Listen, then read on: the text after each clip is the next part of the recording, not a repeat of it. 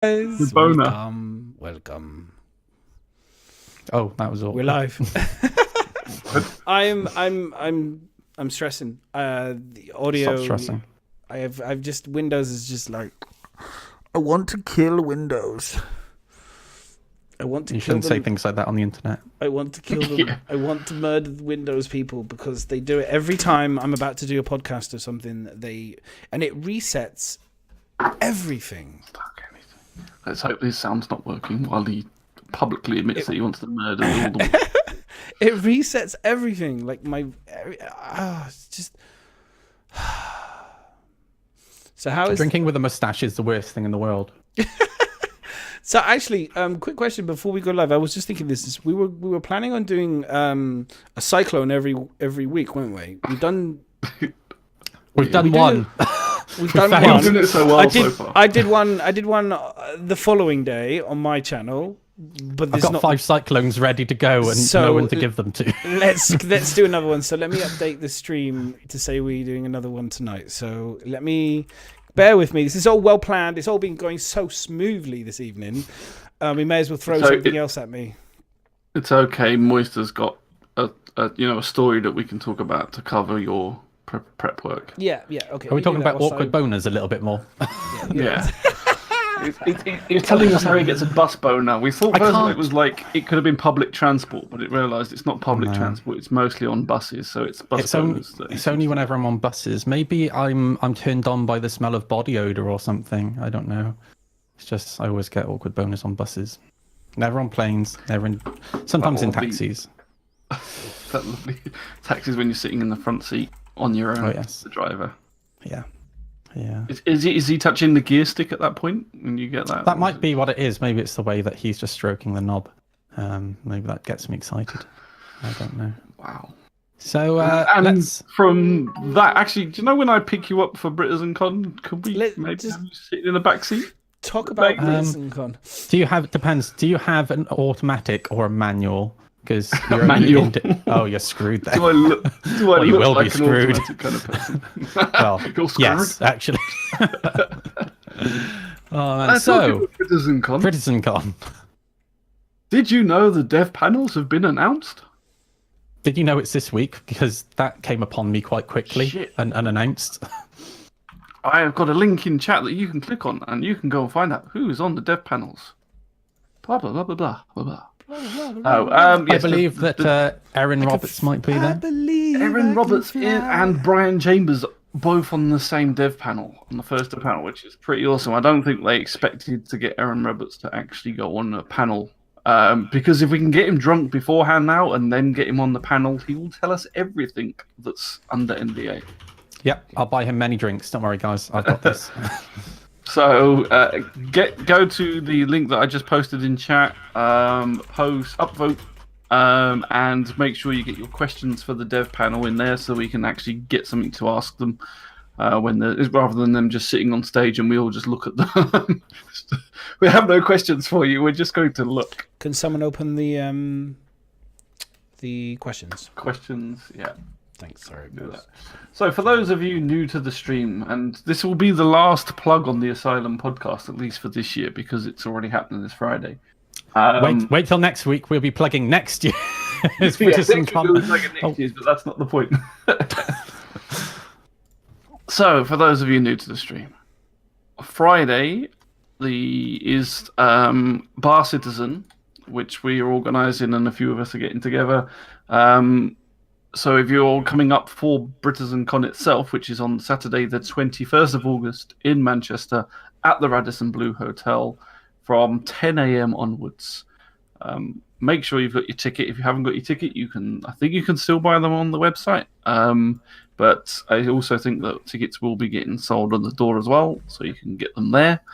Make sure you come along on the Friday to the StarCitizen as well and come and meet us all. And I think the devs normally turn up there. So I discovered last week when you order your tickets, you can also buy raffle tickets, which is kind of exciting because there are nice prizes. Nice prizes that I probably already own, but I bought raffle tickets anyway because I'm a British person and I love a raffle.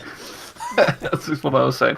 It's extremely good prizes. There's 2 things that you don't own because one is... Did I just say August? I didn't say August. I said April. Did I say August? I don't think I said August. I wasn't listening. You just babbling on. Fuck. 21st of April. That's what I said. It's next fucking Friday. Next Saturday. That's No, when it is. this Saturday coming. This Saturday. Well, this. Do we need to have a conversation between the difference between this and next? It's because this throws me because this is always on a Monday, and for some reason it feels like it's a Friday night when we're doing it. So I always think that way. But yeah. It does feel a bit like a Friday night. It does. It does feel like. Right. Just basically go to the website and it'll tell you all the information that I can't remember, even though I've plugged it practically every week for the last year. I still can't remember it. So just turn up at some point. In fact, just go now. Go to the Radisson Blue Hotel, camp out there, and wait until the doors open. Oh, sorry, guys. On my way. I'll see you guys later. Got to strip. I didn't book the event. No. Oh, my moustache keeps falling off. I've been stripping all day. I may as well keep stripping. Woo. Oh, hello, sailor. So on the Friday, the Bar-Citizen is at... Shit, why am I giving the details out? Somebody tell them in chat, please, when it is, because I'm always wrong. What are you looking for? It's in Wilmslow. Do you want what do you want? Britizencon details? Or do you want the Do you want the timetable? Do you want the timetable? The timetable? Brewhouse and Kitchen, that's the one. Brewhouse and Kitchen, that's where we're going for a drink in Wilmslow. Oh, I don't. I see. I've just lost complete interest because I'm not going. So I'm just like, yeah. Whatever. Yeah, we've lost. There's the same mutual feelings mutual with you, really. Completely forgotten. No longer important. There's going to be a new champion. Whoever it is, congratulations. Good luck. I look forward to beating you next year. It'll be me, your Padawan. Now, I'm hoping. I've been pressing Epic Zach. So Zach, he's my. I have two senseis. And Zach was one of my senseis, so he's the one that taught me. So he should hopefully be there. I've been pressing him to make sure he's there because I want him to win it again. And he's part of the old org, so it would be kind of sweet if my old org and he's still part of it. If it's still the same org wins it 2 years in a row, that would be fantastic. So I'll be pretty pleased with that. So, yeah. I have my reasons for wanting them to win it, for him especially. So I'm like, there's come money on, involved, Zach. everybody. Come on, Zach. Come on, boy. It's not money, but it's bodily. No. If he turns up, the competition needs to be scared because he's good, like really good. So, and he's good I can with mouse take and him. Keyboard. He's good with mouse and It's keyboard. fine. So it all depends if they're going to have a dual. It's going to be HOTAS only. So yeah, I was about to say it all depends if they do the dual. If they have dual setups for people will be obviously who would do dual will be happy. But I don't know. Miz might be. Can you confirm if they're going to have dual sticks? There's not going to be dual sticks. Yeah. So if you are HOTAS, I think. Yeah. So if you're a dual sticks person yet again, I'm afraid to say you might want to learn how to use keyboard and mouse before you turn up to these events because it's too awkward to have that many people in the competition and keep changing loads of control setups. Hopefully, when the event gets bigger and better every year and we get more computers and maybe a sponsorship, maybe we can have more set up so that people with dual sticks can be sitting there preset if someone wants to use it, rather than having to keep unplugging and plugging shit in. Yeah. So don't contradict me, Chris. I've been wrong about everything else. Don't start. We may get dual. We've got dual sticks. We have. You're just I think wrong. the reality is you've got to think about it this way. Is like, if it depends how many computers you've got set up, Chris. Because if you've got like 3 computers set up, one which is like single like keyboard, one which is for a single HOTAS person, and one which is for a dual setup, then what happens if you end up with a fight at the end, the finals, with 2 people who want to have dual setups, and you've only got 1 computer that can do dual? I think it's kind of like that. You're leaving yourself into a world of pain. It's also like, you need enough PCs set up to do that. Yeah. And then on top of that, you think it's more like until the key bindings a bit more set out. Yeah. Everybody's key binding is different, and it takes far too long for someone to come in, set their key bindings up, and then go for the fight. So it's just easier to have it all equal. I'd say stick with what you guys had last time, which was you had 2 computer setups, both with a single and a thruster for HOTAS people that do know how to use at least one HOTAS, and then you had the mouse and keyboard set up on both. HOTAS. I think that was the best solution for the time being. But then obviously eventually, I wouldn't be surprised if as it explodes and becomes really big, and the dogfighting, gets super serious, then you will have to have dual sticks and stuff. It'd be pretty. Or brand new PCs for the tournament, which they're not going to notice when I open it up and slide out the 1080s from them. There'll be 4 PCs this year. Okay, so you have 4 PCs this year. Nice. That's cool, man. So that's my only thing, because then you'd have to have. Could you imagine the desk space required to have so we've got a thruster and a single, but then if the person doesn't use the thruster, then they have to take that away and then bring in another hot ass for the left hand or whatever, or 1600 for the left hand. God, the nightmare setting up in between rounds would be quite a headache. Speaking of desk space, have you seen the desks that they used at Gamescom? There's that. Yeah, they're amazing. That's what there's. If you want to see some of those up close, you may want to go to Britizencon.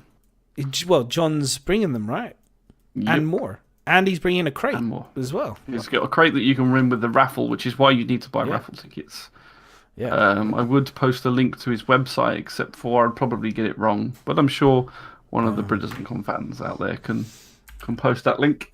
So he's providing a computer box in the shape of a cargo unit, so you can get that basically and win that on the raffle. How much money do I... Yeah, what's that, Moist? Oh, I turned myself down. How much money do I need to throw at him at the event to take a desk home? I want a desk. I don't know. I mean, there's all sorts of things you can throw at him. Oh. I'm sure. Madness. I don't know. I don't know. But I'm sure. I'm sure he'll be open to. I think he's going to be eventually making stuff. So, yeah, you'd be good. What was that? Wait, is this the guy who was literally I muted myself there? Did someone just have a car go past their window? I just put a link to his website in the chat, and you can see what you can win on the raffle, and the desks are there as well that you can buy. But yeah, the 6-unit crate PC case is what's up for grabs. So nice. Magic me. So Britizencon, good. I hope you really have a great time and really enjoy it. I'm looking forward to watching it and not being there. I'm really excited about that. I'll be thinking of you as I normally do. Really excited about it. My missus said to me the other day, she said, well, you could probably go if you wanted to. And I was like, yeah, no, don't even start. You should come. Just come. It's easier to get forgiveness. No. But then literally within 5 seconds afterwards, it was like, yeah, but, I don't have, no, you can't go. I was like, okay, see, this is what I mean. It's just like women. Right, moving on. Anyway, right, that's that. See you all. Anyone that's coming will get to see you next Friday, but you don't get to see Madness. That's all. Yeah, you won't get to see me. Hopefully, the t-shirts will be arriving this week at Miz's house, and then Miz will have enough we'll be able to take them up there. I imagine the nightmare scenario will be is they arrive Friday when you've already left the house. That's what happened last year with my. I have ordered some things to take to Britizencon, and I have a funny feeling that's going to happen because it's due to arrive Thursday or Friday. Yeah, I know. It's like I couldn't believe it. I was like, I gave enough time. It's the last day. It would be the Friday. Would be the final day on that supposed how long it takes for the t-shirts to arrive. And it's like, if it does arrive on the Friday, I would just be pissed off. But anyway, either way, it doesn't matter. What we'll do is we'll just give the t-shirts away or whatever somewhere, or whatever. We'll figure something out, or save them for next year, or another event. Maybe CitizenCon. If anyone's going, we can give them to them to take. Is any of you guys going to go to CitizenCon this year, do you think?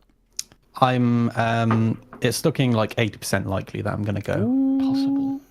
Oh, nice. Well, you see, Christian wants to touch my hair, so okay.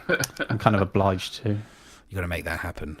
Yeah. Did he say? Was he specific on what type, where the hair was located on your body? Was he referring to the head hair? No, not necessarily. He just wants to touch my hair. So. Okay. But I've told him he has to buy me a drink first. So. Okay. Good. I'd like to think that's the standard with the Moist, that you have to buy him. But you always have to buy Moist a drink before you touch his hair. I'm not cheap. Good. He didn't say what drink. So let's bring this out the gutter. You could still technically be cheap. Yes, you could be. Matouchi just said, "Oh my god, if Moist Noodle is going, then I'll definitely be going for short." Oh, Matouchi, my friend, many good times will be had. My mustache is falling off again. Sorry. Wow, that mustache is just really quite scary, actually. I've just spent £100 on fake mustaches, by the way, while we've been talking. Wow. There's some amazing mustaches out there. You wait. Are you going for like a Dr. Disrespect tash, and then you're going to go for like a mullet or something? I've bought like 7 different fake mustaches, and I've even got like one which is like full beard mustache and huge eyebrows to go with it as well. Wow. Oh, I might have like a different. Can you use some of the mustaches as eyebrows? Maybe, but it'll be different facial hair for each podcast. I'm thinking. I like this. Okay. We could all try this for... I'm not spending £100 on fucking fake mustaches. Just telling you that now. Wait, you already have facial hair. It's so... Do you know what? It's super easy. All you need to do is do what all Liverpool lasses do, which is shave your eyebrows off and then draw what expression you want for that day on your face. You'll be fine. I'll do that, a marker pen, and just go like... Today I'm going to be surprised. Tomorrow I'm going to be really angry. You just basically have one expression for the day. I don't know if that's hit America. I don't know if anyone's in America. Is that a thing in America where you shave your eyebrows and then you draw on, like with a pencil? Do you know what they're doing now as well is they tattoo their eyebrows on. Yeah. Oh, so really? They shave it, tattoo them, yeah. Wow. So it's one expression constantly. My eyebrows are tattooed on. That is a mistake. That is a mistake. You don't do that. You don't. You just don't. But you can grow the hair over the tattoo. Just finding out the obvious. You can, but my grandfather did that. He said to me, like, manly, he had his forearms tattooed, and he always used to say it was one of the worst things he did. And he had hair on his forearms, and they didn't cover the tattoo that well. Yeah, but you don't grow that much hair on your forearms. Oh, he grew clearly. He grew quite a lot of hair on his forearms. Let's not. He did. Right. Anyway. Let's get back to StarCitizen podcast. StarCitizen podcast. Sometimes we do talk about it. Yes, it's been good. It's been a good week. It's been a fantastic week, actually. We've had some ships. We've had new patches. We did PTU and then it went to live. There's been some good stuff. There's been a free fly weekend. And yeah, I've genuinely honestly, if I had any salt to bring, it would be this pot here. I'm trying to find it. Nope. I think there was one tiny little bit of salt, but that's it. And I'm gonna leave it for the time being. It's this. Oh, that was it. It was just concierge. Just taking. I love it if you had that open by mistake. It was all over the fucking keyboard. Oh shit! I didn't say anything. Nothing. There is no salt. I have no salt. I don't think. Yeah. I'll find some salt later. But no, generally it's been really. I've been really happy with the progress that I've seen. I mean, one of the coolest things for me that happened in the game the other day was I was flying. It crashed. It wasn't a 3000 That's so cool. error, and I respawned back into my saber, and I was there with all the bits of my saber, and everything was working, and I was just like, oh my god. This is fucking awesome. Like, this is what I want. This is it's such a simple thing, but it was like, oh my god, it was brilliant. Obviously, when you get 3,000 or 30,000, whatever it is, error, that's their side, so you're fucked. But if it crashes on your side, you can get back in. And it was brilliant. I don't know if any of you guys have managed it, but I have, and it's brilliant. No, I've hardly played at all this week, which is a little bit disappointing. But I have heard, I read on Reddit earlier today, that salt pit, that a lot of people are suffering with crashes. So it's kind of ideal, really, that there is some level of persistence now. Well, the persistence is there, but the crashes are still heavily on the client side of things. So we're still getting a lot of that side of things going on. But the overall problem, which is, I think Technospoon says it in there, which I think a lot of people are now kind of, the frustration moves from crashes to the next thing, which is the hitching and the stuttering and the overall kind of that kind of, it spoils the game because you can't really. How dare your alpha not be smooth as? No, the hitching I don't think will be going away until the end of the year, because the hitching, from what I believe and what I've read, is down to people spawning in ships. Which won't go away until we get bind culling and object container streaming, etc., etc. So that's end of year, really. Yeah. So yeah, we have to put up with it. And that's the only thing. Like I'm happy with a fairly steady 30 to 40 FPS for the time being, that is. But the killer for me is the hitching. So yeah, once that's gone, end of year, I'll be fairly happy. Yeah, if they get rid. I mean, it's kind of one of those weird things. It's like, will they get rid of it? Can they get rid of it? And then it's a bit like the when it's getting stuck on the landing pads, and then all of a sudden it's gone, and it's like, oh my god, this is amazing. Like, it's just this weird kind of feeling. Like I said, like the patch, the way the game's been playing, it's just been getting better and feeling good. What's this weird feeling? I have no salt running through my body at the moment. And it's like, it's not used to it. It's like, it's working really well. So this is how other backers feel normally. It's really good. No, genuinely, like I said, I've really had. I mean, it still crashes. I'm not lying. It still crashes. But in terms of the missions now, we can now release the missions and have Miles Eckhart missions, and you get Ruto, and you can actually now the bounty system kind of works. So I can actually be now a public enemy, and people now come and fight me. And I haven't tested that yet, but I will be testing it this week. I'm just finishing up. Like I said, today has been crazy because I've had to. If anyone watched me on Twitter, I've been stripping all the walls and stuff in my house so that I can get skimmed and repaired and stuff. So I've just been crazy busy with that. But no, like I said, it's just. The pieces are coming, and I'm waiting for 3.2, and I'm looking forward to seeing the new pieces that get added that break it all again, and everyone goes, oh, for fuck's sake. But then it's like, if they can get the IFC flight mechanics fixed, and if they, yeah, exactly, it does happen. If they can get those IFC fixes, if they can get the ESP, and they can get all those little extra details, and they can get the item 2.0, and the things that they promised, and if they can get the group jumping system as well, which is kind of like, I was thinking about this the other day, I was thinking, how sweet, I think it was Moist, you put that down as one of your vote, and I was like, oh, I wish I had now, because it's like, how cool would it be able to jump with your friends to locations and to do missions and stuff together? It's like, oh, generally, group play, I would love to see more group play, and just being able to do missions together and everyone get a payout, or at least like the mission leader be able to give people a percentage of the payout or something like that. We need this kind of gameplay, really.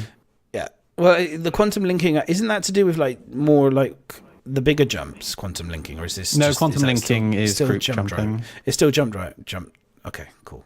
I always thought quantum linking was something that was coming in 3.4, but maybe they pulled it forward. Anyway, maybe. It's okay.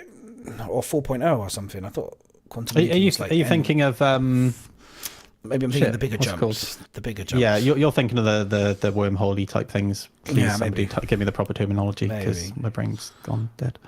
Yeah, it's fine. No, because that was always due for just before we go into beta, I believe. Going between two systems. And the thing is, I thought quantum linking was around the same time, but like I say, things get moved around all the time, so it's hard to keep track of everything.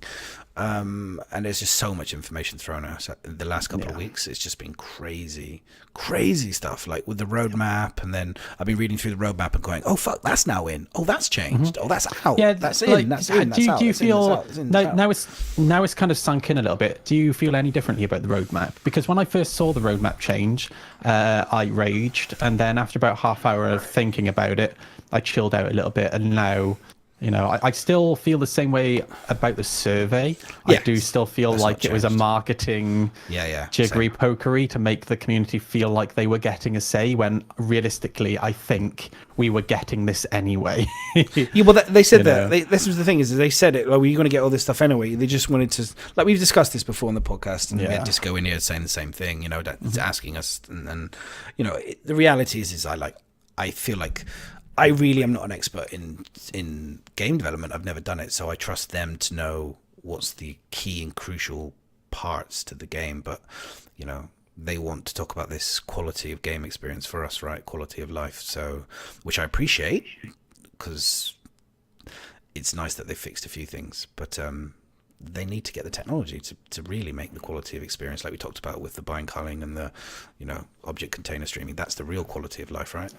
But if you think about where we've come from, because I was thinking about this at work today, because I was trying to avoid doing work. Do you want to know where we came from? Do you want to know where we came from? I'll show you. Hang on. Let me just bring this up on stream. Right. Okay. Oh, is this the freelancer out of interest? This is because for people who are like new, like some people haven't been around. I've seen this stuff before, but for some people, this is just a reminder. Someone put this on perspective. You still got it now if you actually go in there. But this is just to show you where we were. Okay, this is the freelancer. This is the old freelancer, and this is the old That's Hornet. a beautiful ship. Yeah. Okay. And there's the Bring back Penguin. retro freelancer. We're going to be able to buy retro ones. And that's the old suits. And then this, I was like, ooh, check that out. I wonder when that's coming back. The old miner. The drone miner. Yeah. And there's the old freelancer. Mm. And there's the old, Space like, penis. there's no, you can't. You just think about where we've come from, and Yeah. you think about how much content we're getting at a certain rate. We are actually getting actual gameplay stuff quite quickly now, I feel. Like, if you look at the roadmap, even if they only do like half of the stuff for each of the patches, that's still quite a lot of gameplay that they're implementing. Like the beacons, I freaking love the beacons. I know a lot of people don't see the point of them, but it does allow people like me to just go and play with other players out, other than just missions, and it's quite a good source of money. There are people who don't realize that. If you can't see the point of them, then I do worry about you playing this sort of game. It's like, I don't see the point of those. It's all part of gameplay. Yeah. But roll on end of the year. We all, like I said earlier, it's I think quite a few people, when they first backed the game, were not used to backing the game so early on, and a lot of people thought that the game was going to be done a lot quicker than it was. Yeah. And I think and then having like a year of like a dry spout of hardly anything added to the game, it's just left. It's like we all just want the freaking game. That's what we want. And if we could have it tomorrow, we'll want it tomorrow. It's just it'll take as long as it takes. I completely understand people being upset that the game is not out yet. And they're wrong. I don't think they are wrong. Like, I get it. And I'll just say what I tend to say to those people: either stop complaining and just wait, or just get your refund, because just complaining about it isn't going to make a difference. Really, I'm about to say, just going to correct you on this one. You cannot. I am not going to tell anybody anymore. No. About refunding. You don't get a refund. You should know by now. It's very clear on the webpage that you are backing the development of the game, and you will not. When you sign up now. When you sign up now, you tick a box saying you understand that. But old accounts, prior to that, you probably could. I'm just being clear on that one. Just want to clear that one up. Yeah. But yeah. No refunds for you or you. No but refunds. You maybe. No refunds. But no refund. We spend your money already. But no, I mean, I think the thing is like if you're a streamer or a game person that's just joined us in the last year, I think you're in a good place, because you'll get a little bit of the frustration. You've seen a little bit of the frustration, but you're going to get this year of such a huge development.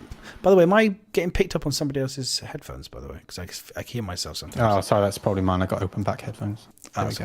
Sorry. And you're quite a loud individual, so... Yeah, I know I can be a little bit. But I think... And he goes this, and then he gets really quiet. And then and walk away.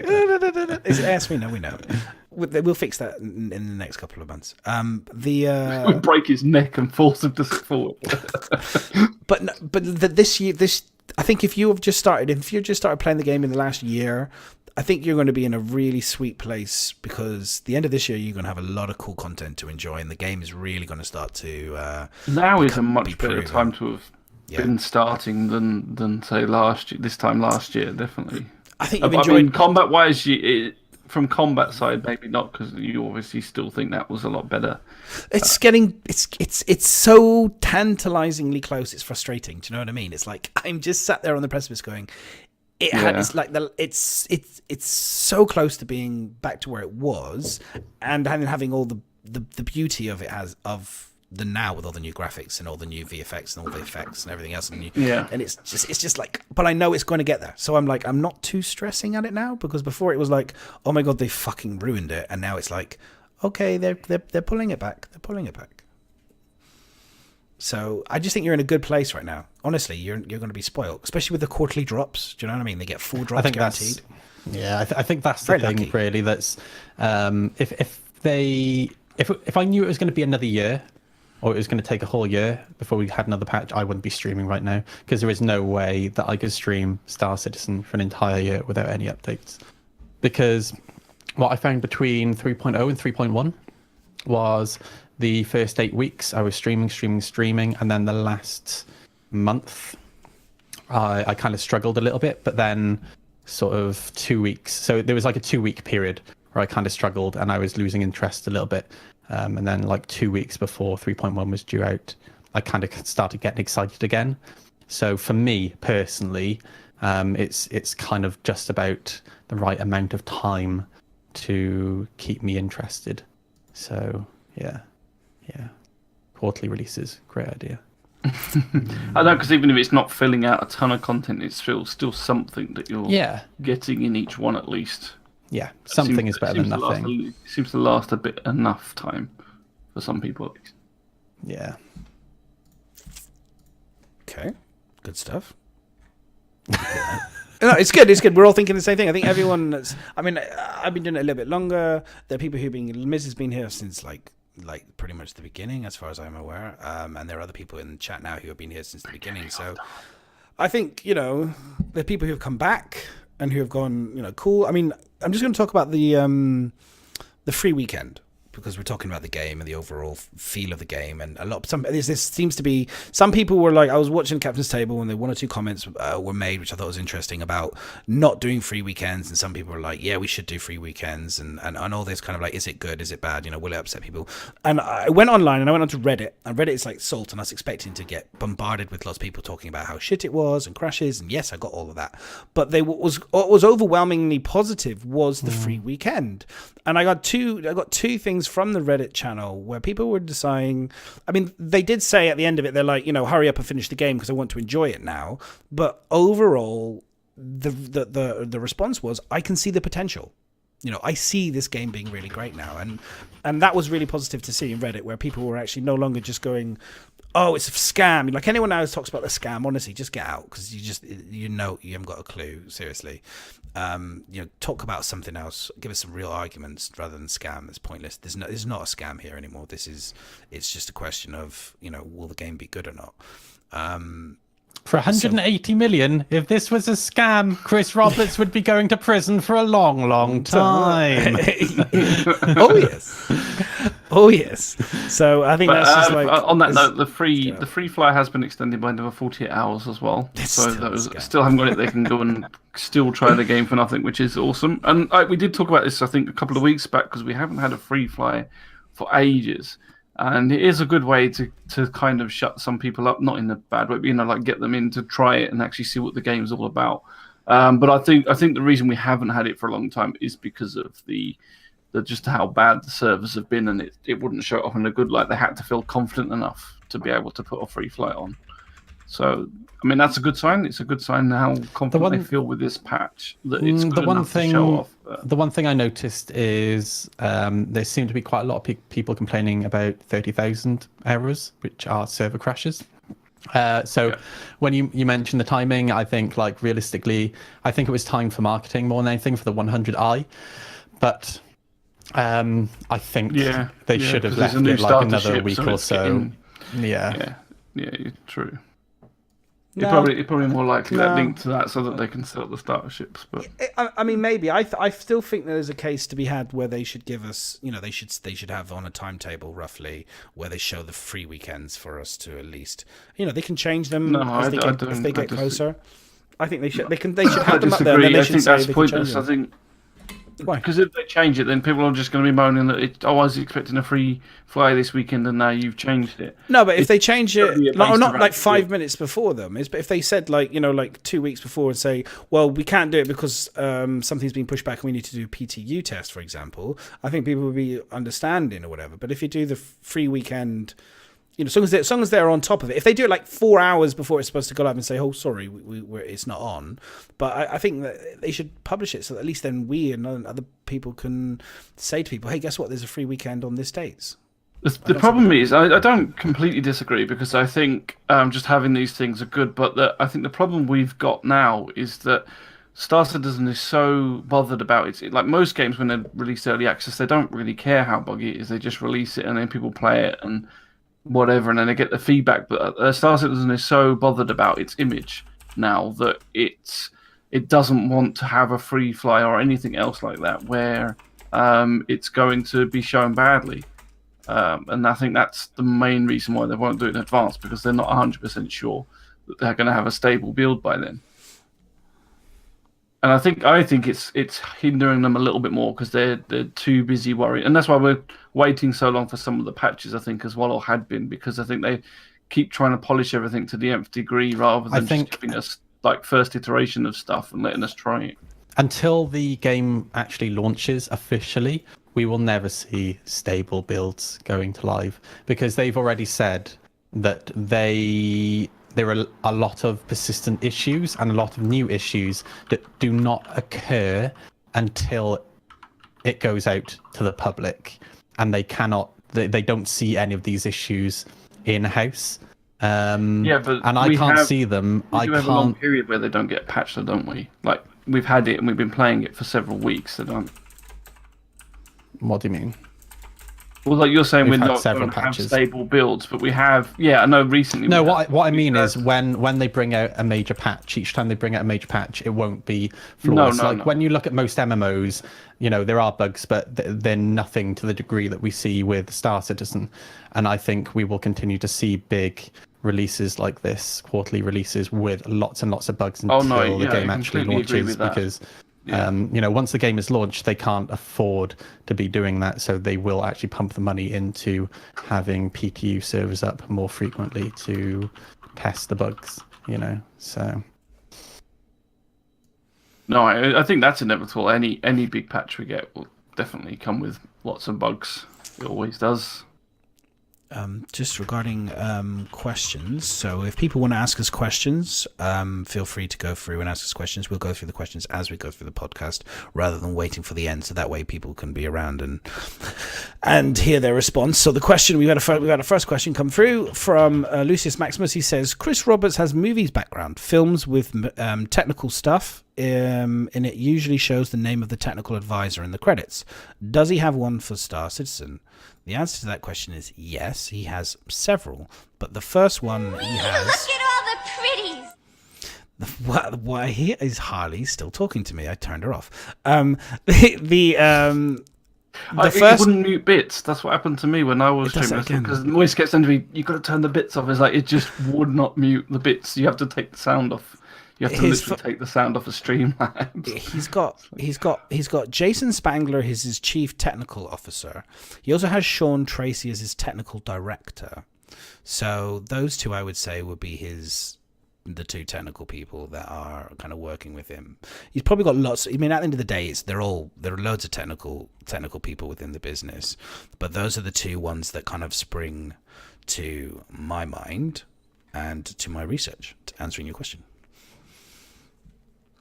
Anyone else? Know anyone else?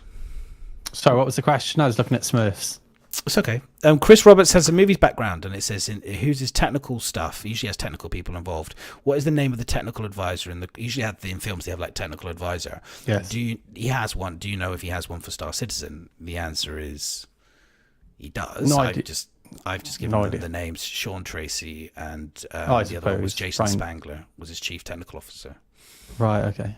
I suppose that most of them are advisors to a degree. Yeah, pretty much. Like all of his directors and producers will be advisors.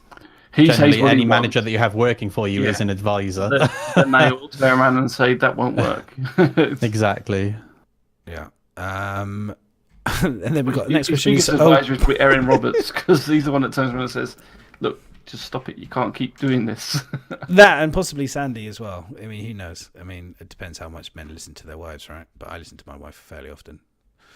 Oh boy, oh boy, oh boy, asks everybody, who wants to touch Moist Doodle's hair? Everybody always wants to touch my hair.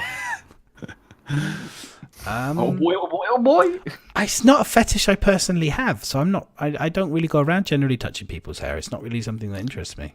If people buy me drinks, I'm absolutely fine with them touching my hair, but you have to buy me a drink first. That's generally the rule of thumb. Okay. Oh, you mean, sorry, I think Ludicrous Maximus or whatever was on about, like in physics and real stuff. So, like, how the physics and things would work for the ships and things like that. They have had they have historians. They've had advisors from the languages were done with that language expert. So the yarn languages were made with that sort of advice. So yeah, they do have. I think the lore people said about the universe. They often meet with astrophysicists and stuff to make sure that what they're doing is at least reasonably accurate. So yeah, they have quite a lot of outside assistance. Sorry, I have to disable Harley's. Look at all the pretties. Sorry, Harley. If generally, if you're a smart business person, you will take advice from other people. The people who always fail at everything, Mr. Smart, are the people who think they know it all and they don't need any advice from anyone. At the end of the day, you want lots of people giving you their opinion, and it's from those opinions that you base your opinion. So yeah, lots of people giving opinions to Chris Roberts, please. Thank you. Thank you, Reddit. There's quite a lot of opinions. Keep up those opinions. Quite a lot of opinions. Okay, so that's cool. That's fine. The main. Well, there's been a few things this week, but obviously the first one, I guess, the big one is the Origin 100. What's that? God, that thing's ugly. The Origin 100i. Sorry, I can't forget the I. Now, I'm just going to bring up. Well, it's only the I if you get the right variant. Otherwise, it's the C. I've got the I, the C, the D. I've got a couple pictures. We'll probably end up going through it on the ATV as well. But I'll just bring up this. We'll do the stills first because they're quite nice. So luxury within reach. Not really. It's pixels. I can't still touch them, but never mind. Give me a model. I think it means in reach as in terms of affordability, not in reach as in you can touch it. Oh, damn it. Yeah, because, it's the same price as the Aurora, right? Right? It's not in the UK, at least. I looked at it and thought, well, that's not a starter ship price. That's now more exactly my point. Thank you. It's like luxury within reach, but still a little bit further away than the other ones. Oh, Phantom's asking about my the Origin car. We'll get to that in a bit. I'll talk about the Origin car later when we talk about the 600i. Yeah, but I don't know. I mean, when I first saw the ship, I was kind of a bit like, these are the specifications of it. I was a little bit, hang on, let me just see if I got the video. Maybe we should go through the ATV video rather than... The ATV video's at the top and just let it run through. Yeah, we'll just let it run Green through. section. Where are you? Sorry, guys, scrolling through the information here. There we go. Let's just do that. Boom. We'll just let it scroll through. So yes, I wasn't a huge fan of the initially when I saw it, like the nose and stuff. It was kind of it felt like a bit too much like a boat, but I could see the styling cues from the 600. But I do like the LTI aspect of having my first starter pack. Finally having started back with the LTI. I was kind of like, I like that. If you pay for the war bond. Yes, you have to pay for the war bond, and I can use the gift cards, which I reminded if you buy it again. Just with credits, you don't get. Yeah. No, that's why I sent another another reminder to concierge, a little bit of another dig at them to say, hey, guess what? All my gift cards that I haven't been able to use. Did they ever respond to you? 10 days later, they gave me a solution saying, we'll refund you your gift cards and then you can use. And I was like, well, good job. It wasn't just a weekend sale then. Well done. That's something. Yeah. No, it was terrible because it's like literally a weekend would have come and gone and I'd have lost out on buying a ship. I agree, but it's better than them saying, well, unfortunately, there's nothing you can do until we update the store. But I was like, well, they didn't even. Yeah. Anyway, I was unimpressed. So I sent them That's not the response he was looking for. The response he was looking for was, we'll make sure that the gift cards work in future. Or Yeah, at least we'll aiming fix towards it. that. Oh, yeah, or we'll change. They didn't Well, say they that. are, They they just are, said they are working on the store, aren't they? So To be it'll fair, happen though, if eventually. you did want a ship that's no longer on sale, I think you can contact concierge and say, "Look, my money was locked up in gift cards," and they probably would let you have it because they have done that in the past, where it's been their kind of fault if it's not worked properly. They will go back and sell you something that was on sale and finished. Yeah. Oh, really? The question on which one would I go Not for? every time, but it's happened. Put it that That's way. a good. Let's ask that question. We'll pretend you put that in the document, Shambles, the question document, and you've asked everybody. Which one would you all go for? Oh, and chat as well. Which one in chats as well? You just everyone respond. Which of the 100 would you go for? So would you go for? I mean, bring up a picture of it. The Drake variant. Thanks. I've got to find it. Just the one with extra cargo, because otherwise, what's the point? fuck The it. base variant with only 2 units of cargo seems a bit pointless. The combat variant that only has 2 size 1 guns and some missiles seems a little bit pointless. Yeah, So, I would go with the cargo one as well. I actually, when you see the colorway of the and it's blue and orange, which yeah. There's an ass view which just sold it to me. This one here, when you see the back of it, I do. The arse of it is nice. I was like, It really is the Sith infiltrator. That's like the only thing I ever see when I see the ass end of it.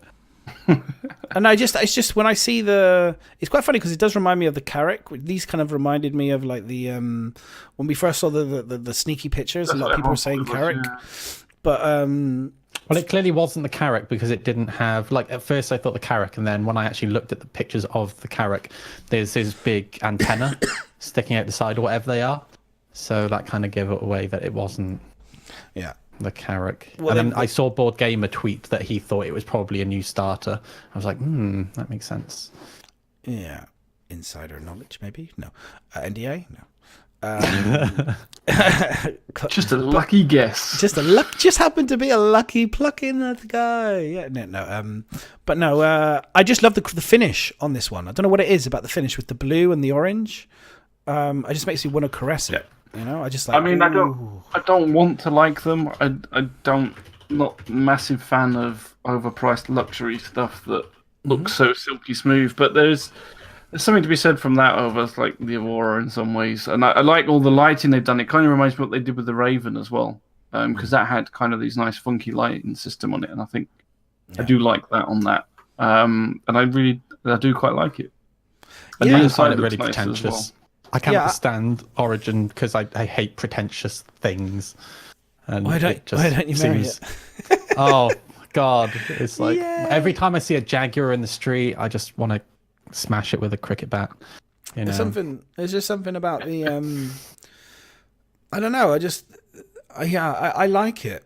It's kind of weird. It's growing on me. It's a bit like the 600i. The same thing with the 600i. I was kind of like, yeah, but the 600i is kind of grown on me, and now every time I sit, like, we'll talk about it later again, but it's fine. At the end of the day, everybody's entitled to have bad taste, and you're no exception, Madness. Thank you. So. No, it's true. It's true. It's grown on me like Yeah. But this one is like, I'm still not happy about the overall nose of it. But for me, the big thing is, as a starter ship, I just think it will be really good. I like the wheels. One. That's the one thing I like. The wheels. Good. I like that it has wheels. That's cool. I think it'll be great as a starship. Honestly, I can't wait to see people. I can't wait to see noobs get out of those 100 eyes and just see the 100 eyes rolling downhill. So I'm running after them. Forgot to put the handbrake on. The wheels. I think this is going to be. Yeah, I mean, what is the price of it? It's at $66, isn't it, roughly? War Bond. Is that right? Too much. It was something like that, yeah, $60 or something. I think. So it's about $20 more. It sits right between. Like an Avenger and an Aurora, right? It's pretty much the way I looked at it. It goes Aurora, and it goes Mustang, and then it goes this, then it goes an Avenger, then it goes a Gladius. Is that right?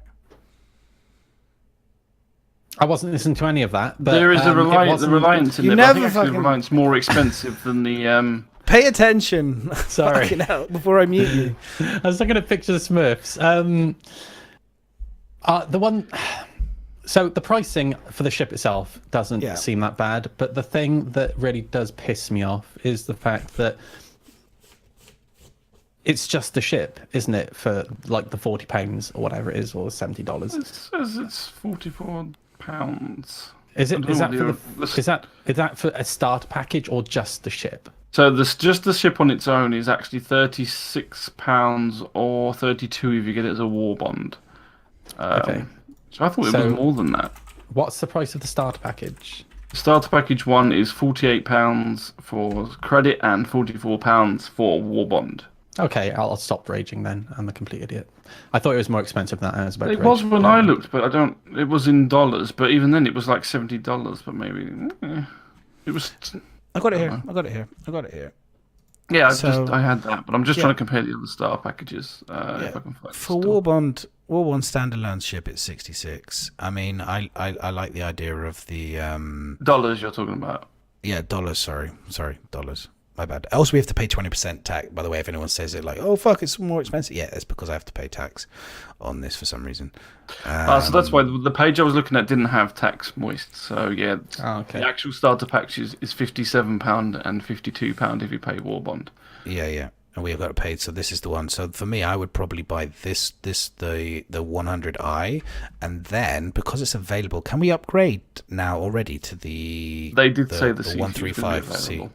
Yeah, so I can upgrade to the 135C because that's my plan. Is I don't want to have this one. I want to upgrade it to that one, the blue one, which I think is better. I haven't checked whether it is installed, but they did say you can. And that'll be my starter ship. I'll have that one. But then I am still torn because I've got I upgraded my Mustang Alpha to a Gladius already, so it's kind of a case of do I go back to the Mustang when the Mustang's out? Probably not, because if I've got this one as my starter ship, then I think I'll be happy with this one over the Mustang. If I'm being honest, I think this is going to be cooler and faster, and I think it'll be better. No, so they basically said in ATV. So the Aurora, to really simplify it, the Aurora is going to be more tanky. The Mustang is going to be the fastest, and then this is going to sit in between them both. So a little bit more tanky than the Mustang, but slower, and a little bit faster than the Aurora, but not as tanky. So it's literally in the middle of them both. Yeah. But you're I right have to about the admit, prices as well. So this the thing does price look of like- it is £10 more than the Aurora or the Mustang, Aurora and the Mustang, but it's slightly cheaper than this Avenger. But then, considering how big the Avenger's getting, yeah, This thing does look like it should be the fastest. It looks I like thought it was a face racer should the be first time I saw it. To be Yeah. honest, it did look like a racer. Well, isn't it a similar size as well to the 300 now? Which kind of brings me on to the question of like, what's going to happen with the 300? Because this kind of does everything the 300 They covered that theory. in RTV. Oh, they did cover it. They did. Okay, so what did they say? Basically, so the 300s were kind of starting off as a starter ship almost, and they were kind of planned for that. But then when they went to do the rework and make them how they wanted them to be, it just wasn't going to fit as because of all the new mechanics and the 2.0 systems and everything else. They've worked out that they needed to make them bigger and everything else, and then they weren't really a starter ship anymore, which is why they then created these 100 series. So expect the 300s to get bigger and be more versatile than they are at the moment. I don't know where they're going to sit in terms of ship line compared to that. Now these are starters. Where are these going to be in the balance of it? Whether the 300s are going to be like the Avenger Titan, the Avenger style, Yeah, or better than that, I'm not sure. I need to kind of like, I still want to kind of, it's one of those things of digging out when the ships are here, and then really seeing how it fits with other starter ships, because I wouldn't be surprised if we see another starter ship, if I'm being honest. I'm really not surprised. I wouldn't be surprised. Starter ship for each manufacturer, maybe. Yeah, I mean, we haven't had an alien starter ship. Do you think we'll get? I don't an know. alien starter ship? I don't think we get an alien one because the alien ships are supposed to be quite. What's the word I'm looking for? They mentioned having other manufacturer starships. They didn't say there was, but they didn't say there wasn't going to be any. But then none at the moment in the pipeline sort of thing. So I wouldn't be surprised if we see a couple more before we probably get towards the end. So then we'll wait and see, I guess. Let's just wait and see. But for now, I think it's got LTI, and I'm like, cool. I just have to try and wangle the ability to put my Squadron 42 pack from my Mustang onto this pack.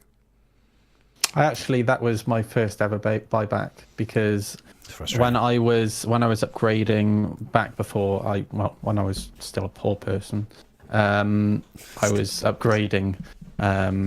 I upgraded, so I melted my package to get the money to eventually get up to Constellation, and I really regretted getting rid of my Squadron 42 StarCitizen starter pack. So I actually unmelted that last year, just to save. I don't know why. For some reason, I wanted to save myself. What was it, like 20 quid?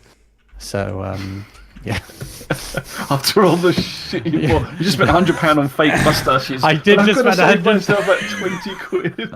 Honestly, I think like help somebody. We need to get him some seriously. Like, wow. Okay. You know, hey, after Britizencon, me and the few are traveling across the UK together for a week, and I really am concerned as to what's going to happen in that week. Like, I That's suspect. why he's got fake mustaches, really. It's different guys in every port they go to. Oh, boy. It wasn't us. It wasn't us. Okay, so do we say we're all going to get, if we were to get one, we'd all get the cargo one, basically? I wouldn't get one, full stop. Yeah, I would. If I twisted your arm. Yes, and I would buy it which to burn one. it. Oh no, but if you didn't, you couldn't burn it, and you had no other ship, and you were a poor person, and you only had the option to buy one starter ship. Will buy one. Could I give it away to somebody? And it was only of the 100 series, and you were literally, there was no other choices in the world. And I twisted your arm, and I had a gun against your head. Which one would you choose? Whichever one the fastest one is, so I can smash it into people. Right, okay, fine. Probably then all of them. They're all going to be the same. They'll all probably have the same hard points. So you could switch whatever engine out to make it as fast as. Never mind. Moving on. Thank you, Moist. That's okay. Anytime, Madness. I love you. I'm sorry, Dad. Sorry, I've drunk too much crack and rum. He's got drunk already. He's drunk already, and then this moves brilliantly onto the next topic of conversation, because we're talking about cargo. So this one put this beautifully up on Reddit, which I thought was fantastic. So StarCitizen missions pay 300 AUEC to travel 850,000 kilometers. Han Solo wouldn't accept that chump change. So why should? And then I was like going to add on the bottom saying, why the fuck should we? I think it's definitely noted. I think whether they're doing it on purpose, CIG, because they want us to start doing the missions. I get the feeling like they're deliberately making the money piss poor on cargo running so that we can go do the missions, because that seems to be down the missions are working. It might be partly that, but I think the other thing was that because people with bigger ships were managing to do massive cargo runs and being rich within one journey, because we haven't got multiple stops to go to or multiple systems to go to, it's too easy to transfer cargo from point A to point B at the moment. And so you're making a shit ton of money. So I think they wanted to stop that at the moment until they can work out how to make it. If you have a Caterpillar or a Starfarer, and you can get, I think it's hydrogen, you can still make a 40% margin, because you can fill up, as long as you've got enough money, you can fill up the Caterpillar, so you can fill up the whole thing. It's slower, but you're still making, you can still make big money on your big ships. Do you know what I mean? Which it's is always going to be like that. You should be able to. You should be able to. But it was just. I think some people just think the money's a little bit low, and I kind of agree with them. But I think it's probably to do. I think it's to do with they want us to play more of the missions and less of the. I agree. That's what it feels like to me. Because that's all everybody did in 3.0, from what it felt like. Everybody was cargo running. Every streamer that I was looking at was cargo running. And you know what? I'm kind of glad that they've done it, to be fair, because I'm quite enjoying doing missions and stuff like that. And I'm enjoying watching other people do missions. Just watching people do cargo runs was so friggin' boring. Silver, Euro Truck Simulator in space. There's lots I've given up really asking Noodle why he does many things, to be honest. It's like, I've met him. I'm kind of like, just leave him alone. I'm a cool guy. That's why I'm wearing sunglasses at night. He's like my brother. You are literally like my younger brother. Style over substance. Thank you, everybody. Exactly the same. So that's it. So I mean, I think again we're on agreement. I think really it's like they just don't want us. Yeah, cool, brilliant. All right, here's my big thing. So 3.2 will be the last patch for the universe that we currently have, and I think I'm kind of excited about this because you think about it, 3.3 is coming soon after 3.1 and towards the mid quarter year. That 3.4 is coming soon. Yeah. But what I'm saying is but we'll then get Hurston and we're going to get truck stops. I mean, let's just assume this whole thing happens, okay? That means that obviously the PU is going to genuinely start to expand that the universe that we currently know. How do you feel about it? It's going to bring in more people, bring in new adventurers and all the rest of it. How do you guys feel about there's no question in my mind, StarCitizen in the next year or 2 years, the game's going to grow in terms of the game itself, but also the community is going to start to grow as the game becomes more and more stable. We bring in more and more people. I imagine the streamers that were big streamers are going to come back to this game. I guarantee it. You know, we've been enjoying a good period, whereas we can just stream and we can get most of the people that want to watch StarCitizen coming in. They're going to come back. They're going to start to, they'll be back with their 100, 300,000, whatever people, and they'll be like, hey, I've been a long-term backer for StarCitizen for years. I'm here. Hey, fantastic. How do you guys feel about all of this type of change that's going to happen? Also, the community in chat as well. How do you feel about all this change that's going to happen? I can't wait until Port Olisar is gone, and I really hope that they fill it with TNT and blow the shit out of it on its last day. I think that'll be amazing. Then? No, not GNT. Oh, actually, that too. I suppose. Gin and Sonic are just, but yeah, I never liked Port Olisar from the day it was incepted. I just think it's really ugly, badly laid out. Just my own opinion. Why are there scooters driving by at this time of night? They should be banned from like. It looks alright from outside. Yeah, it doesn't look too bad from outside.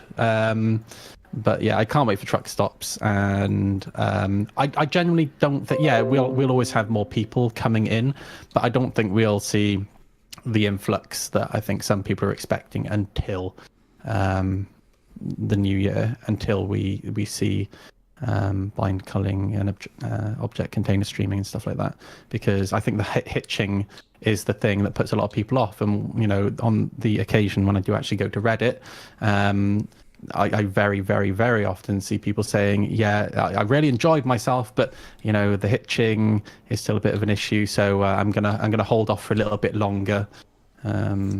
So yeah, I think Madness is, for some strange reason, has been a little bit optimistic compared to normal. I mean, maybe next year I think things will get better. I know we're going to get stuff and everything this year, but I think probably being a little bit too optimistic. I think if people do come back this year, like we were all hoping, I think when we had, like I said, last year dragging on, we thought this year would be like the breakthrough year. And I think we'll have definitely some really interesting gameplay and things coming in, but I still think it's going to be, especially for like the big streamers that you're saying, I think it's going to be limited gameplay. I think they'll play for a bit and then realize that it's still not a game and go away again. Those that have managed to make gameplay out of nothing for the last year or so, may well still be here and turn up and play a little bit more. I think the others it's still not. It's still just not going to be enough for them to stick around. They'll dip their toe in, they'll play for a while, and then they'll probably leave again. Yeah, I think you're right. This year. Next year, maybe there'll be more, but I think this year that's where we're at, because we're already getting things pushed back on the roadmap. And I think it's just everything's going to keep getting pushed back because it's just the way it is. It's just things take longer than they want. The roadmap's a very probably optimistic way of what they want to release stuff, and then what actually happens doesn't happen. And I'm not saying that as a fault or anything like that. It's just the way it is. So I think, I just don't think we're going to be at that stage by the end of this year. I agree. I don't expect us to have everyone, but I do expect there to be some big changes happening over the next year to the overall just scale of the game in terms of viewers, in terms of people playing the game. If the game progresses the way that it has continued to progress in the last, I would say, month or two, since I've seen the last month, I've seen some real progress in terms of the way that they're kind of like dropping these patches, dropping the Delta patch has been working now. I've been seeing real improvements with the flight mechanics. We've now got, like I said, the mission givers. We've seen stability. We've seen frames coming. Ignore stuttering. Stuttering will be fixed eventually. That's just, we've seen being able to get off landing pads now. It's all these tiny little things for me are just adding up to equal great news for the rest of the year, and I'm very, very happy. If I'm being honest, I'm very happy. Yeah, I agree with you, but I still don't think it's... God, I feel like I've turned into freaking little bit of madness tonight. I know. I still... I genuinely, like, although for me, you and Miz and a lot of the people watching, the game does feel fantastic right now, but it's still not on par with what the general public would expect from a game. While we are willing to put up with, when we're trying to dogfight, that hitch in the middle that makes the dogfighting really, really awkward, a lot of people aren't willing to put up with that. I disagree with you, Maurice, because if you take into account what I've been reading on Reddit in terms of people who've been doing the free flight, they're blown away by the way the game looks what and you're feels reading right are people... that play for 24 hours, not even well, that. not even that. know, They are the people who have gone out of their way to go to Reddit, so they have an interest in the first place. What you're not seeing are all the people who don't give a shit and have It's just not gone, even that, this though. game isn't for me, and just Like have we no said, interest. we're not arguing the fact that there's interest. I mean, if you're brand new to the game, when you jump in, like you said, hitching and lag aside, that game will blow you away at the moment. It's like you get like the amount of people that are new to a stream that see you get in your ship, which is exactly how the game was pitched. You spawn in a bed, you come out, you call your ship down, you get in your ship, you fly to another moon, and then you land on it and get out. People are blown away by that, right? But you give them that amount of gameplay to play over a weekend, and then maybe they travel with somebody else, they try a bit of multi-crew, then boom, it's done. That's 24 hours of gameplay. And you just mentioned it there, multi-crew, right? So there's this guy on YouTube. He doesn't stream on Twitch, but he streams on YouTube. His name is Massive G, right? He's not the biggest streamer in the world, but he's fairly big on YouTube. And I've watched him for about 3-4 years now, and I really like him. He's like one of those fairly, and well, he is biased actually, but he's got common sense on his shoulders, right? But how I discovered this guy was he did a StarCitizen stream, and what he does is he does one StarCitizen stream after each big patch, and his audience hates StarCitizen, but he is obsessed with StarCitizen. And the one thing that he says every time he streams is he's really looking forward to multi-crew, and I think that will be the biggest thing, especially having played Sea of Thieves. There's not really much content in that game, but the thing that makes it is how much fun I have with other people and trying to work out what I've got to do at the right time, etc. And I genuinely think, with missions in the game, with salvaging, mining, fueling, etc, multi-crew, if they nail multi-crew, that will be the thing that really draws people in, I think, because I want to play with my friends. When was the last time you played Sea of Thieves, just out of curiosity? Last week. Okay. I think I agree with you. I think you can do, and then this was what was happening in earlier patches, really, because it was fresher for people, so more people were playing. So we didn't even necessarily get multi-crew, although people were on connies, and even when turrets were crap, they still went in them and things. But you can do make a lot more content out of something with the multi-crew aspect working, or people doing things like that, compared to the running all these single missions and that, which is what gets people bored. You just, like you said, just literally jumping on the same ship and actually having turrets that work and things like that would make such a difference to the game and such a difference to keeping people in and playing, compared to adding even all these missions, in my opinion. Because I saw like someone made the Daymar rally. They made like a video or a GIF of all the got it. That looks so good. Don't spoil it. Got it. And it's like, oh my god, that's so awesome. I got it. But it's things like that that make that's the sort of stuff. Shall we talk about the Daymar rally then? There's We no got it. more. Yeah, look at that. There's no content there. I don't disagree with you guys.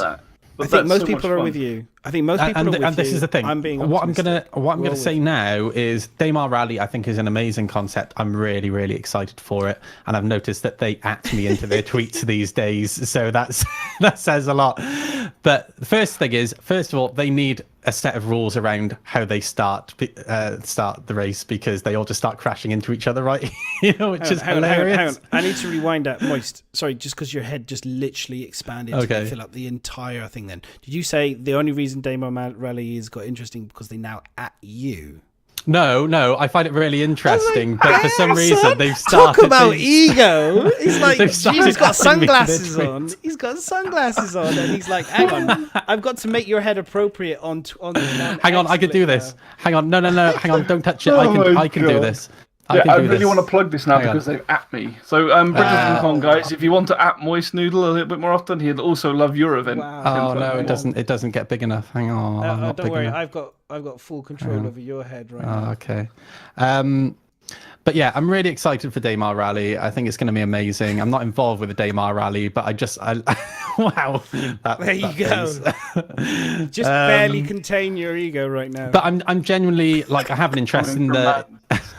I have an interest in the Dakar Rally in real life, and this is a really good example of where, what's the word I'm looking for?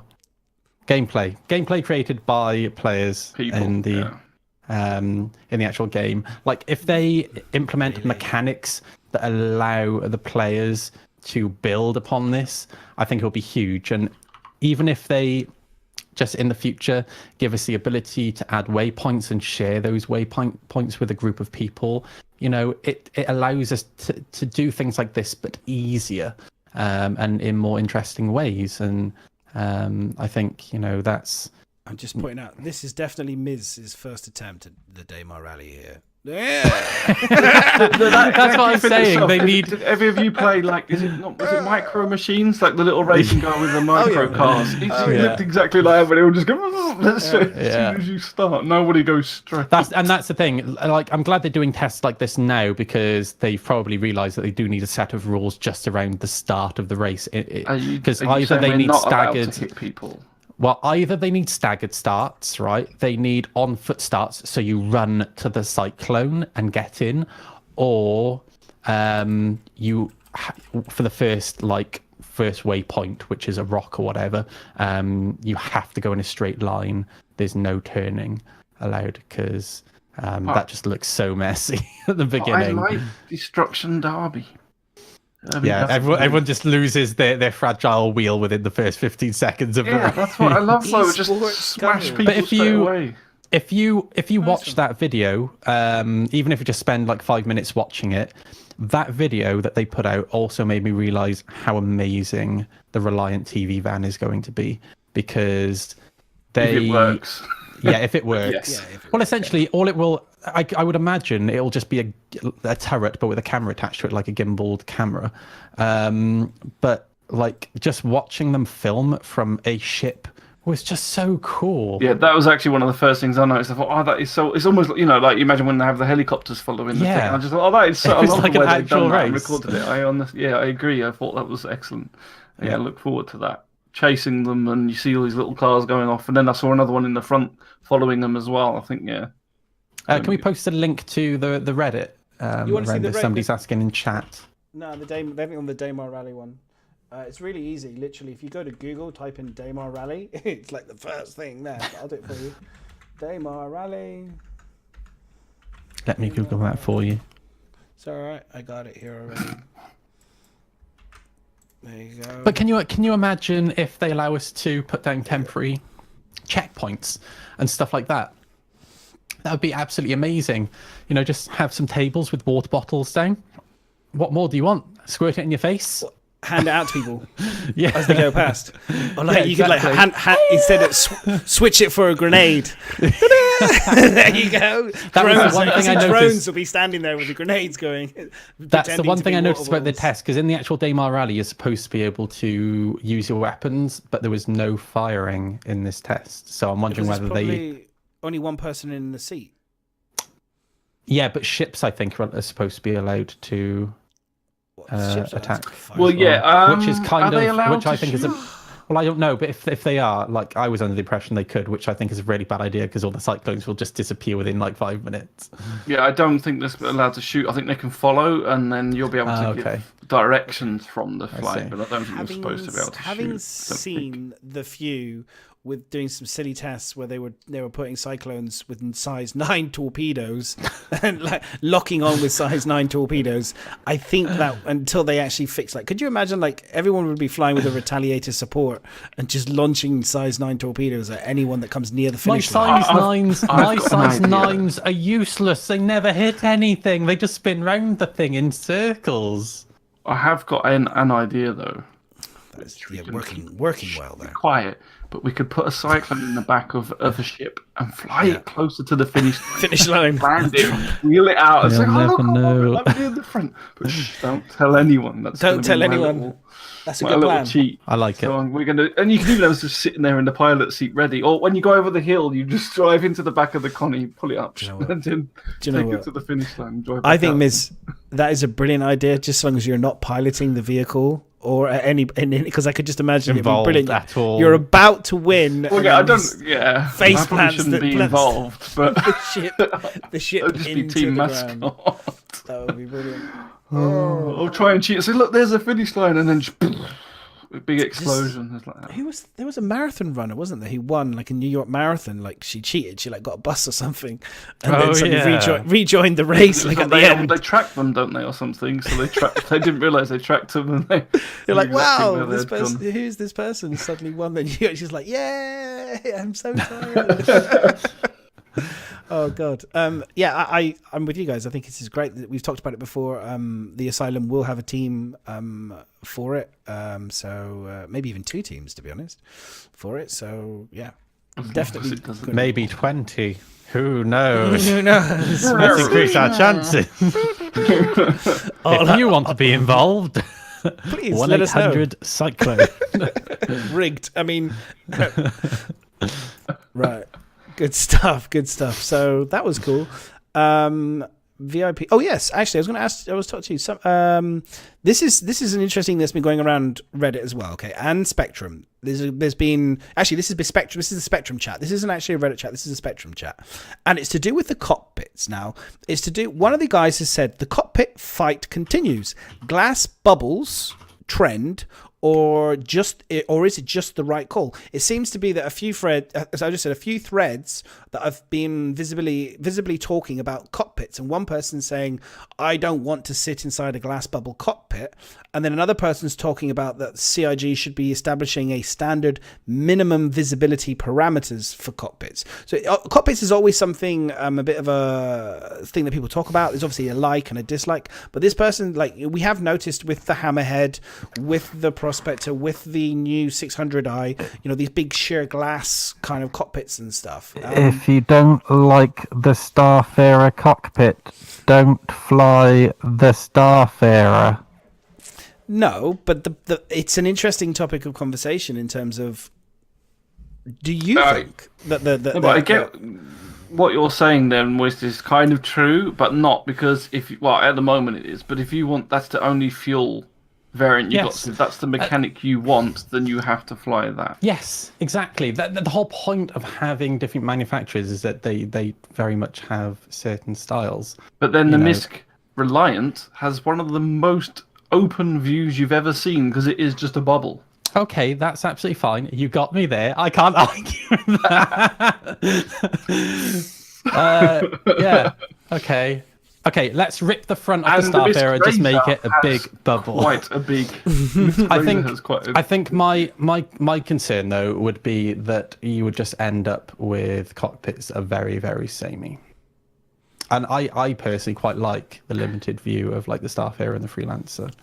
Do you think that we should be able to do more modular changes to our ships ourselves? So there should be more variations of the cockpit, that we could choose our own cockpit, like how you have the Cutlass, the blue, the red, and the black. You could take like suits. I know they've talked about this potentially being something for the future, where they have the armor, we have modular parts, that there will be ship parts that will be able to swap in and out of, like, change the HUD, change the cockpit, change the. Do you think that would be a thing? to fix this? No, I don't think so. I think it seems like a really simple thing that's actually incredibly difficult for the developers to do. Daymar Rally's in chat, by the way, guys. Hey, what's up, Daymar? Hey, Daymar Rally! We just been pimping your show. We've just been literally pimping you out. We were just saying that you guys wouldn't have been as big and as popular as you are without Moist. Actually, Moist was saying it. I am a paid Daymar Rally shrill. We were just, as long as he didn't hear my cheat, that's fine. Now that he's now tagged on every Twitter, you guys are now going to just explode as a concept. It's all me. And we got Sherman's in the chat as well. Nice one. How you doing, Sherman? I was surprised we actually got any CIG back in here after Disco's last escapade. Well, we haven't seen Disco, so good to see Sherman back. Yeah, he's roughing it up. He's just here for the free cyclone, to be fair, though. Oh, the money's in the mail. Thank you, Daymar Rally. Yeah. Onto the modular thing, they did mention that in the RTV again. Is they are working on a certain modular system, like say for example the Avenger, where you have the you can put the lockers in the back and make it Bounty Hunter, or the EMP in the back. However, even that they're now saying is questionable. They just don't know because they just haven't put the system in, or not quite sure how to get the system to work to make the ships modular. So I think the thing of having things very modular is just not going to happen. We haven't heard an awful lot about the modules for the Caterpillar, and that's that really is the poster girl of modularity for the game. I think that will still. They said they still plan to have modulars on like the Endeavour and things like that. I mean, the Caterpillar has been made very easily so that it can be modular. Like you literally just take one of those square box units out and put a new one in, so it's not as difficult to do it compared to changing the structure inside the ship to make it more modular, I think. So I think the smaller ones are definitely going to become less modular, and we may see it still more on the bigger ships. There we go. Mr. Sherman just said in chat. Oh, sorry, he sounds like a teacher now, doesn't he? Something else that's important: modularity for ships never meant things would have been Lego-like, Sims-like, Minecraft-like. So I am interested to see how they're looking at implementing the modularity. Never know, though. You never know. They cracked all sorts of things. I have faith in ye. I believe in CIG. I believe. I like the idea that we could potentially, though, have a few more modular parts. Like I say, I'd love to be able to fiddle around with the ships. Madness, are you feeling okay? You're ridiculously positive this week. What's wrong with you? I don't know. Exercise. Actually, get some sleep for a change. I don't know. CIG, like the game being really good and having a good time in it and really enjoying myself with StarCitizen again. It's great. What can I say? It's great. I'm really honestly, You're I cannot. Changed man. I cannot. I. It's been crashing lots. It still crashes, and I still get frustrated with it. There's nothing changed, but genuinely, I can see it. I can see the end of this year. I know what it is. I know what it is. It's because I called him a fanboy the other day. Yeah. I've gone full Someone fanboy. come in and started having a go at him, and I said, look, just embrace it. You are a fanboy. At the end of the day, you've streamed this game for over a year. You've backed this game. You've chucked over $1,000 worth of cash in there. You're a fanboy whether you love it or no. And then he's like, oh, yeah, you're right. With the real madness, please stand up. With the real madness, it's like suddenly this is not the real. This is not the evil. You realise this is the happy Ted. This is not like Bill and Ted. This is the happy madness, not the evil madness. I don't trust you. I don't trust you while you're happy. I want my friend back. We're just waiting for the backstab, isn't it? It's like you just wait. It's like it's building up to something. Come on. Right in the last 5 minutes is going to be, and let's talk about my real issue with StarCitizen. And the real problem with it is, no, honestly, it's good stuff at the moment. I'm like I said, I think the biggest thing for me, honestly, it was being able to spawn back into my spaceship. That just was literally the best thing that StarCitizen's ever done. I was like, oh, it's crashed again. Oh, fuck, this is so annoying. And then I was like, oh my god, it's given me the option to jump back in my spaceship in the same instance with everything attached to my guns. All my guns were there. I was like, this is brilliant. So I was happy. Very happy, man. I'd lost none of my shit, and I can equip guns as well to my ships now. I've been having a great time blowing up all of the free flyers outside Olisar. It's been a wonderful week. That's what it is. He's had a free fly weekend where he can kill all the noobs. Now it comes out. He's had his fill of just literally wrecking everyone. people I blew up, I think, a couple weekend. of reclaimers, and it's just been absolute joy blowing up people. It's been great. I've been trying to get the bounty as well to get Public Enemy, but I just haven't had the time. But that's my next goal, is to get Public Enemy so people can come and hunt me down, and we can have a good fight. It's gonna be good. Yeah, I feel like a bit of a tosser because I was playing with the few and friends, his friends, in the week, and I was a little bit drunk, so I was messing about a little bit, and I stole his Starfarer. Oh yes. And for some reason, I became the owner of it, and then I held it hostage. I was like, "That's fine. You can still use it, but at my whim. But you're the passenger." And he said, "Okay, take me to X place." I think we were going to Jump Town, and we were like, we were pretty much right next to the mountain where Jump Town was. And then I crashed. I was just like, "Right, guys, off to bed. See you later." Enjoy your Starfarer. And completely forgot that I could have logged back in, but thanks to the persistence, and actually just like given them the ship back. Instead, I went to bed and watched The Shining. See, I had besides the killing of people, the best bit was I got on board 2 people's cutlasses. The first person cutlass, it was like we were trying to help each other out, and I was trying to be all really nice. But he was very smart. I drew my gun, and then we had a bit of a hitch go on, and he killed me. And I was like, respect. Do you know what I mean? I was immediately respect. He didn't fuck around. He knew. He saw me draw my weapon, and he immediately drew his. And then we had a little Mexican standoff, and I was like, massive respect. The next guy was a fool and got killed within seconds, but he was really good, and I was like, yes, excellent. Really, really happy. That's why I loved it. With VoIP, when VoIP comes in. Oh my days! It will make it's not going to be VoIP. It's going to be FOIP. It's full on. They're not putting in VoIP first, are they? They're putting they're the waiting face for the in. full. Yeah, they're waiting for the full thing. But I think I completely agree with you. That will be a huge game changer as far as I'm concerned, because being able to communicate quickly with people. Are you friendly? Yeah, no, what? Because you can tell by people's voices normally. I'm going to be a douchebag. I'm friendly. I'm going to shoot everyone in the head. I've learned from Madness. I'm so friendly. I'm going to get a voice. I'm going to get a voice changer. Hey guys, hey, you look cool. I like your face. You're a really cool guy. What's that over there? Boom. Oops. Hey. I like your cargo. It's so shiny. I've never been on this ship before. What's it called? Oh, a freelancer. Wow, it's so big. I tell you what, all the people who could do really good voice impressions, like that, the pervy guy from Family Guy, the one that's kind of he has the kind of the whistle in his. I love those people who can do voices. So jealous. I was like, oh, do the whistle. Could you just howdy hi? And he does that whole kind of oh my god, it's just good. Come here, little boy.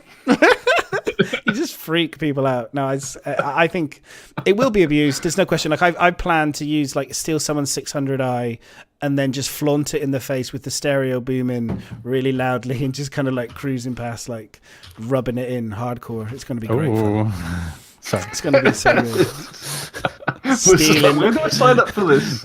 It's just going to be literally just brilliant fun. I think I always say, as long as you do it in, it's not mean. It's just in fun and it's just having. Yeah, it's not mean shooting new free flyers. No, I wouldn't. I think a ship. Not like that. Later on, I bad. generally Don't for now. I do kill people and I don't feel overly bad about it. But when the game launches, when people will actually lose suits of armor and their weapons, I will probably double think being a douchebag. I'll probably still kill them, to be fair.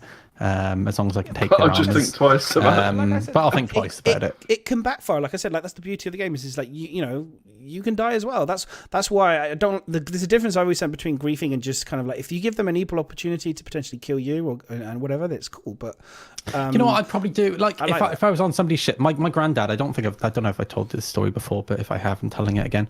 My granddad, for lulz, back in World War II, would put grenades in toilet cisterns.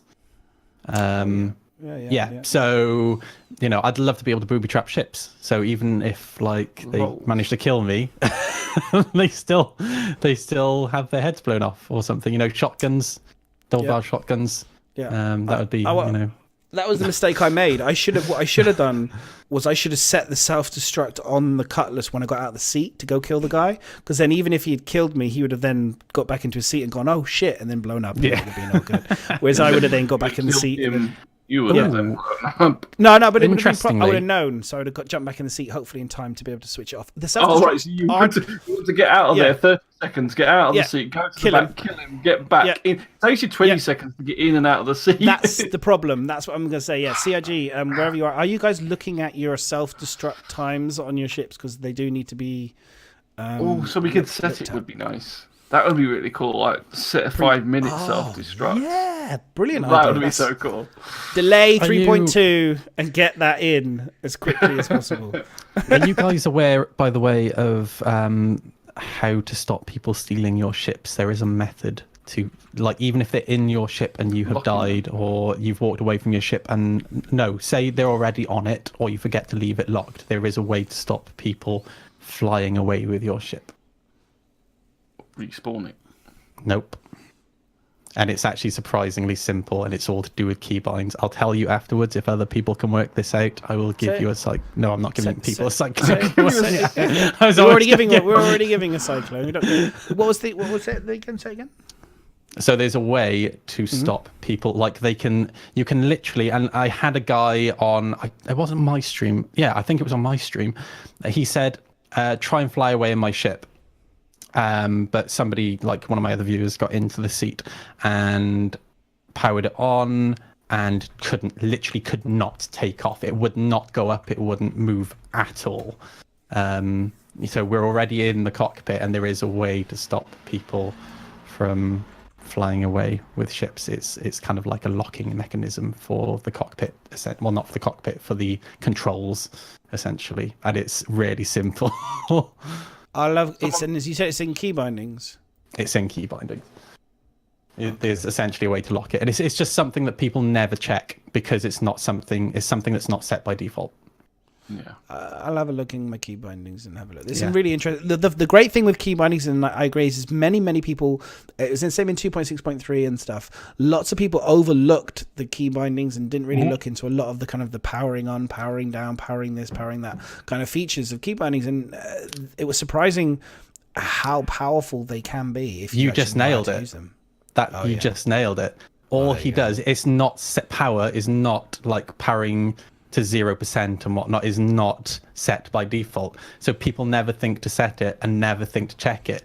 If before you get out of the seat you just set the power to 0, they will get in the seat, try to take off, and then realize they can't move. And this guy, he said there's a couple of other things that he does as well to stop people flying away, but it's just so simple. I will give you my handle and my email address and link to my handle. You can send me the cyclone, no problem. Okay, there we go. It's yours. We'll use that one for the giveaway. There we go. And I'm giving that one away for free. Yeah, but it was the same for 2.6.3. The power, we power on and power down. And I would keybind. It was the same thing. I keybinded that, and it helped me dodge. I said before, it was helping me dodge missiles, so I could dodge every missile up to the size 6s or the size 5s. People correct me on the size 6, size 5s, the size 9s still were a bit difficult, but it dodged everything. Rattlers, it was brilliant. It was absolutely brilliant. But now it doesn't work.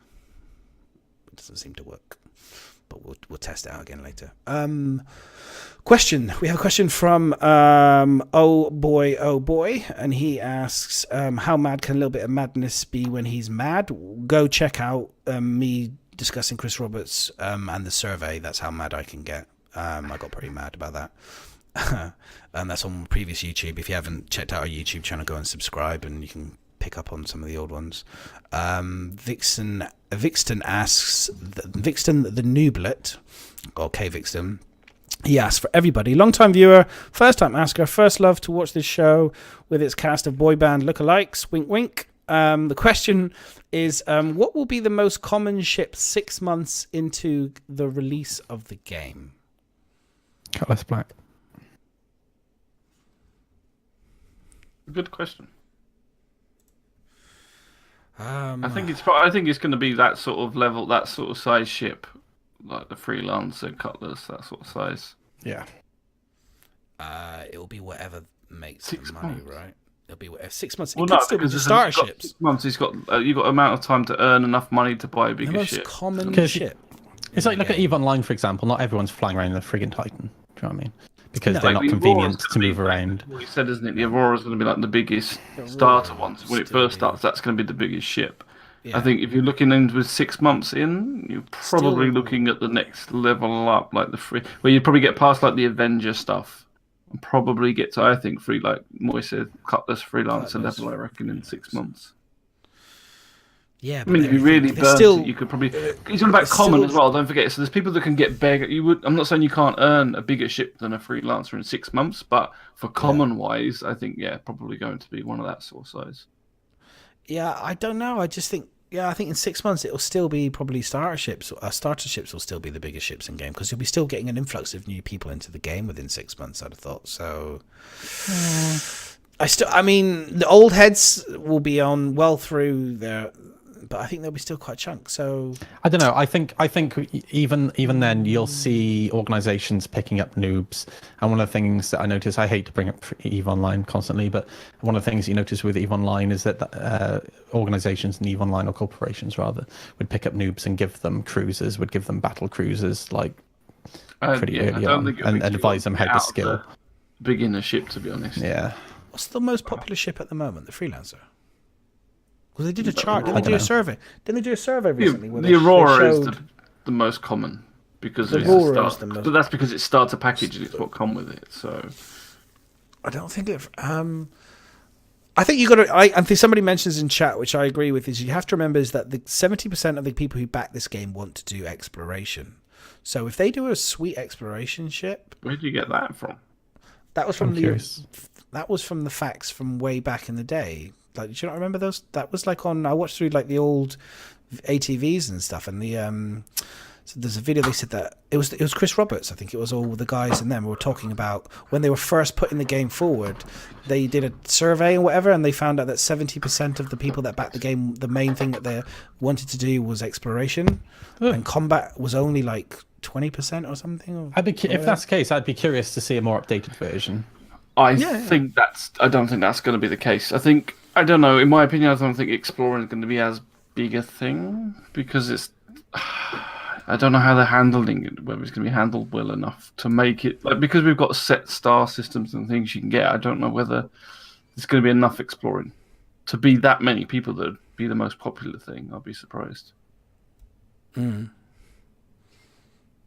Yeah, we'll wait and see. I'll wait and see. I mean, it all depends on the scanning mechanics, and I actually put it down here as a question for you guys in terms of how would you think that you'll make money in exploration? And then there is a pretty simple way. It's like, the question is, how do you fund exploration costs within StarCitizen? What will make the returns? And there is an easy answer. The first answer is, and we can expand on it. The exploration will fund itself. You will find valuable asteroid outcroppings, sell that data to miners, find a salvage ship, salvage it for yourself, or sell it to salvagers. That's kind of makes sense to my head. That's probably how you. Yeah, so in games like Elite Dangerous, it's like you go to a moon or a planet and you go, oh, here we go, there's a planet by here, and that's pretty much it for exploration. Whereas with this game, I think you could spend a shit ton of time on Hurston, for example, just flying over Hurston and scanning Hurston and go, oh, there's a coal mine by here, oh, there's oil down here. Do you think and selling that be information profitable? to people? Do you think it'll be Yeah, high value? Do you think it'll be high value? I'm definitely more doubtful on that, especially there's multiple things because, say this hidden javelin on the moon and things that was found pretty quickly. It doesn't take long for people to search everything and then find out where and discover where it is, and then it's put on the internet and you can find out where that is. And I think a lot of these people that are going to mine and stuff like that, they're probably going to have their own explorer in their org or something that's going to find it. They've already said in the past that, for example, mining nodes will replenish over time. So it's not, and I would imagine that they will appear randomly rather than always be in the same place. So I don't know. I might just be talking complete bullshit there, but I'm pretty sure in the past they've said that they will replenish. They did say that, but then how much value is going to be in that information? I don't know. I mean, we're all. Yeah, but the economy will balance itself out, so it's like it's all we can kind of base it on some of the things they've talked about and their own goals and a bit of theorying and stuff like that, and we'll wait and see. But it's just an interesting one. I just kind of was like, if you were to pick a profession, which one, we're talking about 6 months out of the gates, which profession out of the 6 months do you think will be the most, if you had to make a guess, just pure guess, the most profitable? Which one do you think will be the most profitable? You think cargo running? I don't know. I think it'd probably be something combat based, because I reckon they will purposely undercut cargo running because that's what they will assume everyone will do. But you have to bear in mind that I reckon the economy is not going to be driven by the players. They're going to have somebody in-house tweaking stuff, and they're going to try and balance the different professions, because at the end of the day, why would you bother being a bounty hunter, for example, if all the money's in cargo running? Well, hey, everybody will just do cargo running now, and it doesn't necessarily make it a fun game. I know, but I hear what you're saying, and I think that there will be constant balancings that will have to go on. I mean, you just have to remember that. Just look, for example, with things like, when they do weapon balancing, we currently only have 1 or 2 weapons which are the meta. Do you know what I mean? It's the same. I'm sure they'll try and improve it, but it's always hard to. I don't tend to find people go after what one thing tends to make the bigger bucks. There's always something that tends to make more money than something else. And yeah, I don't think it's a case of they will be improving it. I think it's just a case of they will be changing it. So, and I think they'll be doing it intentionally. So yeah, 1 week, cargo running might be the thing, and then the next week bounty hunting might be the big money earner. Well, depending on where you are in the system as well, because it'll be probably the way that they want the economy to become, constantly evolving and changing depending on where they are. Right? Okay, that's interesting. So you don't think there'll be anything in Elite Dangerous, for example?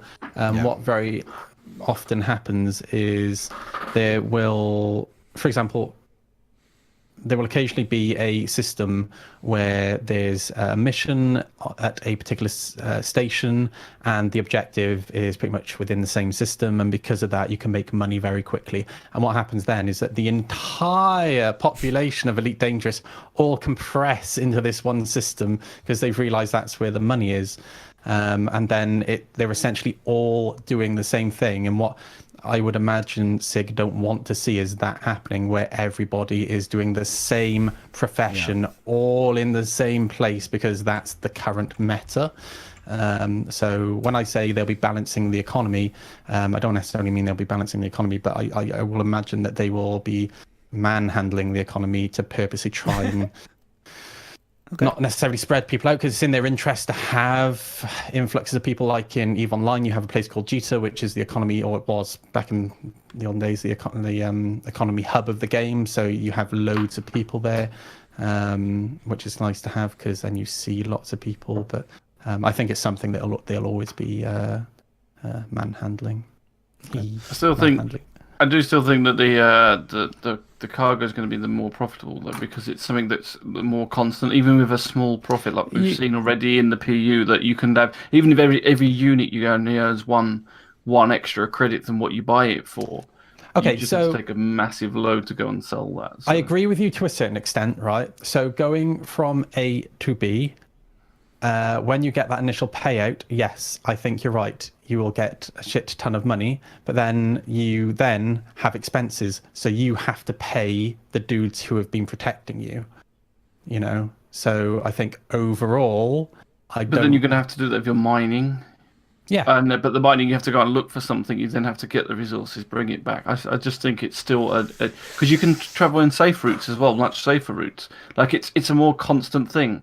I'm not saying that you can't get more money in this, like in a small job doing something, but I think overall, in terms of just doing simple, even safe runs, can be constant. So you can constantly do a safe run between two places, would still keep churning you money, whereas sometimes you might have to spend longer looking for a profit elsewhere.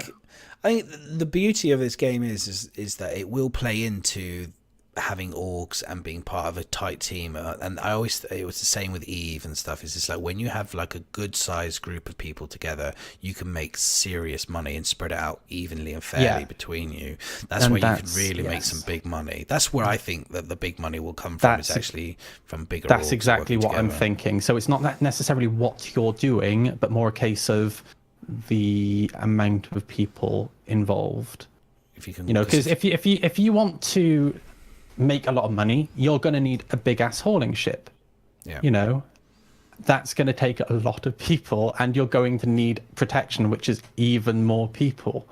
So but even then you have to pay all those people. Or if you have an org and you have protection org, it's certainly going to be really interesting. Certainly refresh your polls, laughing out. Be really interesting. I just want to kind of move on to a few other things. Anything else before we quickly move on to, because we've got a few questions. Well, no, I was just going to agree with people that I think pirating's probably going to be one of the worst payouts, to be honest. It could. I think it might be one of those like striking risk lucky. Reward. People do it for fun. They don't. You could smash really big one day. Do you know what I mean? Like you could just strike it really lucky. Some noob takes out a massive ship, and you just literally happen to be in the right place at the right time, and you steal it, and you just happen to come out of quantum as a javelin's exploding. You grab all the boxes. Massive payday. Just a long rope with the boxes attached. It'll happen. I'm sure they'll happen. But anyway, this was another question. We've quite a few questions in chat, but let's just go to the few of the questions in chat. So we've got from Silver Koi. He asks everybody. He says, "How will KOS, which I think is kill on sight, be solved in StarCitizen?" I think FOIP will be a big part of it. Like it'll never completely go away, but I think being able to actually quickly communicate with people. Because the issue with the chat at the moment is that very often, like I always forget to open it, and being able to private message would be nice. But being able to quickly hail somebody and be like, "Yo, dude, what's up?" and then they don't respond, I'm gonna get the fuck out of there. There's two ways I would look at this. One is that I will kill the person first before they even kill me. That's the first way of solving being killed on site. I kill them first. The other way is that they will probably have, depending on where you are, the penalty. It all depends on the AI, how quickly the UEE can get to you, or if you're in a space, for example, in All-Star or whatever. The reality is, if they kill you just to kill you, the security services will kill them fairly quickly afterwards. So it'll be all about whether how CIG punishes that type of behavior and stops people being griefing knobs, for example, going around stabbing people all the time. But that's one of the things I said about the takedowns is like how you. I know there's going to be police and everything else, but if someone really wants to be an arse, it's going to be hard to stop someone if they can just go behind you to a takedown. I like the idea. I want that in the game. I don't want them to get rid of it. And I'd like them to have it in, like, say, for example, you're at Hurston or you're at one of these planets where you're in a dodgy back alleyway and you've taken the wrong turning, like Batman's parents, or Bruce Wayne's parents. And the next thing you know, there's, dodgy scenarios happening where someone's coming out. I want that to happen there, to be, the seedy side of an area where crime happens, and it'll feel more authentic, more real, make you feel like that's dangerous. You go into the drug lab area, you go into to buy drugs to do a deal, and you could get mugged on the way. I want that to happen. So yeah, I would like some safe places, because I just think if you constantly, like, I've played other games where you can be PvP'd anywhere, and it just, in the end, it just doesn't feel like it works. You just get fed up. Like, sometimes you just want to be able to go somewhere and know you're safe. Like, even if it's just, just to relax, just to do something simple, you don't always want that. But I get what you're saying, and I do think that having that risk makes it a lot more interesting. So I would like it to be like risk reward, like go up and up. The more riskier thing you do, the more reward you get. So I'd like both ends of the spectrum, but if they take out completely no safe zones, I think it's going to be a mess. Because what I think would be lots of MMOs where it's just What I'd be really interested to see is how complex the insurance system will be. So, for example, if you lose your ship due to being involved in illegal activities in real life, that would invalidate your insurance. So, the risk reward, if you're being a douchebag in UEE space and you attack somebody and then the police blow the shit out of your ship and then you don't get the insurance as a result of that payout, then that would make maybe people less likely to be douchebags in UEE controlled space. But again, it's one of those things that we'll have to wait and see what happens. But I'd love to see something like that. I'd like to see a slightly more complex insurance system. But then people might start using stolen ships, you know, which makes it more interesting again, I think. The insurance could easily be extremely complex system, to be honest. Like you said, there's so many different ways you could change that, and it could have an effect. What you're guys, claiming. Sorry, people are bringing up lifetime insurance in chat. Right, so let me remind you about how lifetime insurance is going to work. Lifetime insurance, yes, it means you have lifetime insurance. The difference is it's about the amount of time it takes for you to get the ship back and how much money you pay to get the ship back. So with lifetime insurance, essentially you get it back at the quickest rate and at the cheapest amount. I don't think LTI gives it back at the quickest rate. It gives it back. Yeah, I don't. That's what they're saying. It's not doing. LTI won't guarantee you get it back quickly. LTI covers the cost of it. If you want it LTI back, just gives you the base. LTI just gives all you LTI is doing base is model. giving you the cost of the base model of the ship. Yeah, that's it. That's what it does. That's LTI why people does not keep investing in LTI over and over. It's not doing what you think. It's really not. Yeah. It's just covering the base of your ship. If you want it quick, and basically the how long you're going to take to get your ship back is based on what type of ship it is and how rare it is. Like I said, if you'll get that back quicker. I digress. So say you're being a douchebag in your Aurora, and you lose your Aurora for being a douchebag and doing illegal shit, like, you know, selling cocaine-laced ice cream to 13-year-old children. I'd never condone that. Then it should take you 5 weeks to get your Aurora back. That's all I'm saying. You know, and it should cost you like 10 million Alpha UEC. I would say there's lots of LTI conversation. They've talked about insurance many times. I think there's a little bit of still confusion that goes around. But look, LTI just means that you will always be guaranteed the base model of your ship back again. And you also have to remember is even if you run out of money, StarCitizen have said that you will still not lose the ship that you've paid hard cash for. It's not like it's just going to vanish into thin air. But you won't get it back instantly, right? You won't get it. Exactly. You won't get it back. So that will prevent the griefing, essentially, unless you have douchebags like the few who have got like 1 million ships. But everyone, though, the reality is everybody. Like, I am not going to have one saber when the game goes live. I will have 30 sabers or 20 sabers, and I'll fit them out for all different types of scenarios. So if I'm in a big fight with a huge loads of ships that are big size, medium size ships, I will be running different saber loadouts to deal with different scenarios. That's going to be the meta within the game. No one's going to have, after like 6 months or 7 months, in my opinion, just one ship. They'll have many different of their favorite ships.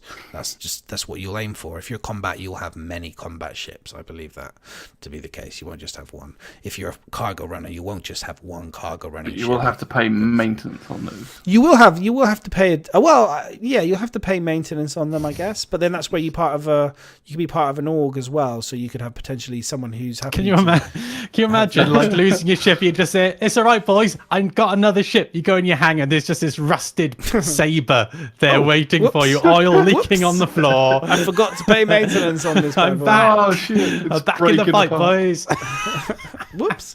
But I mean, with regards to like when you'll have to pay a premium, so you have to pay this expedited claim system they already have, and you're also going to have to pay probably a premium on the insurance to get the ship back with the parts that you've equipped to the ship, because you won't be standard by then. You'll have all sorts of other shit on it. So, the insurance system at the moment, I just want LTI just because it's cool to have not have to worry about it. Do you know what I mean? Not to worry about it. And also, here's the other thing you have to remember is they did talk about this, and I don't know if this is true anymore, but it was true back in the day. The values of the ships was based on the parts that it took to make the ships. So LTI on the massive ships was really valuable because could you imagine trying to like get it back again? But that's changed, I think, now with this whole claim system now. So I'll be right back. Wait, and honestly, I still think it's still like it's the biggest fucking weird shit out there, the insurance thing, and people get so confused by it still. So just know that LTI is base model, and you'll always have your ship that you paid money for. I'll be right back. I need a wee. Next question was, when will we get 60 FPS in StarCitizen? This is from when the it Silver. goes live. When it goes live. I've had 74 FPS, if that counts for anything. No. And I've had 60, and I've had 50, and I've had 30, and I've had 2, and I've had 4, and I've had 1, and I've had all of the frames and none of the frames. George P357 asks everybody, is losing guns that are out at death a feature or bug? What's he saying here? Is the losing guns? I think if you have like your pistol in your hand and then you die, you lose the pistol. Well, it's persistent, right? The guns are persistent, because this is my biggest bug at the moment is guns, because I've got the dropped. Have you dropped your gun by accident yet? No. Yeah, I do it all the time. But I think it's a bit of both at the moment. I mean, if you're going to die, you need to drop. I don't know what sort of. I don't know how they're going to handle that in terms of what you drop and lose. Everything. Can you? But we're not at that stage at the moment, so I don't know if that's really the plan. I think we're getting issues, obviously, with the persistence, because you're dying, and then some people are crashing out, and it's not remembering it. It's not. I think it's meant to be. It is meant to be. I think it will be. But I agree with what you're saying. The problem that I have is that they gave out free guns, or was it free skins? Didn't they? Well, I've got a free gun from Britizencon, yeah. And I've got a gold gun for being concierge, and it's kind of like, but then you can lose it. If I lose it, how do I ever get it back? Yeah, like I've had the same thing with the like I had this is what I was saying about the drop mechanic. Like, it's been driving me crazy, because I don't know if you've noticed, but the first time when you press I think it's the function button, and you've got your gun drawn, it gives you drop. It gives you drop instantly, and I've lost 2 guns through ships, like fallen through the bottom of ships, and I've had my one fall out the back of a cutlass. And it's just like, it's been driving me crazy, because it's like, why is it there? In the long term that we would be able to ensure our weapons and armors and stuff like that. I think you can, but that's why I'm saying I think it's kind of both. I think it might be a bug at the moment in terms of, I mean, they might have put it in on purpose to lose it because that's what they want in the future. But to me, it's the same way as this whole insurance and recalling your ship. The servers aren't stable enough for that sort of mechanic to be in my opinion, because we're all losing everything, and it's the same way as when you crash out, you're losing all your cargo, and it's not really how it's meant to be. But losing your guns would be, but it's not. That was Mitachi says. It's not right at the moment. That's what I was going to get to, in terms of, like, you keep the skin, and then so when you buy the gun, you can then equip the gold skin that you had as a feature. I was going to get to that, like, in terms of, that's how I envision that we'll get to that stage when you can. I don't mind the idea of losing your gun when you die and you have to buy your gun. I just think what would be my kind of frustration is if we get like really rare, like legendary type of weapons where you've done a mission and you've killed somebody, and you get like this really, really shit hot cool gun. Do you know what I mean? And I don't want to be in a position where people just literally keep them on display because of fear of losing them. Do you know what I mean? They're really hard to get them. I feel that's kind of a waste. But that's what it's going to be. If you see somebody with that golden gun, then you know they're either an idiot or a badass. You know, I think true. But I think that is going to be the problem. I think that will be if you're trying to go for persistence and realism, which is what most of the game is. I think that would be the plan. You would lose it, so you're going to get people that don't want to use it because there's potential of losing it on death. But like I said, at the moment, because the servers are so unstable, that's why I think it's not right that you should be losing your gun overall in the long term. I presume that's what's going to happen. It should be what happens, because death shouldn't be something that's as common as it is now. Put it that way. Yeah, that's the problem. We're dying a lot. Realistically, that should not. When everything's going right and the servers are all, the game's live, you shouldn't be dying like we do at the moment. Yeah, no, I agree. It's the same with ships. Shouldn't die as quickly as they do. It's all sorts of things like that. Yeah, absolutely. Okay, next question is from Anton Carmolia. He asks everybody, what thing would you most like to see at Britizencon that's not part of the event now? I have an amazing striptease routine, so feel free to suggest that. What would I like to see? I don't think that one's going to be going. I don't know. Maybe like a live Asylum podcast at Britizencon would be pretty cool. Well, If only Madness was going. If only I was going, we could do it. But maybe next year we could do a live Asylum podcast, and then people who come could come and ask us questions live, and we could pretend to be like professional CIG people and pretend to get on stage. That would be quite fun. Hello, Moist Noodle CIG. CIG fake badge. We could stand it. We could do like a setup CGI outside. just so that it doesn't get maybe next time we could get like let the Asylum, maybe we could host or run like a segment of the Britizencon, and we could like chat and mess around with it going on in the background and stuff, and we could like in all seriousness, I genuinely loved at last year's CitizenCon the live artistic stuff, so like the live modeling and live concept drawing and stuff like that. So I would love to see something like that at Britizencon.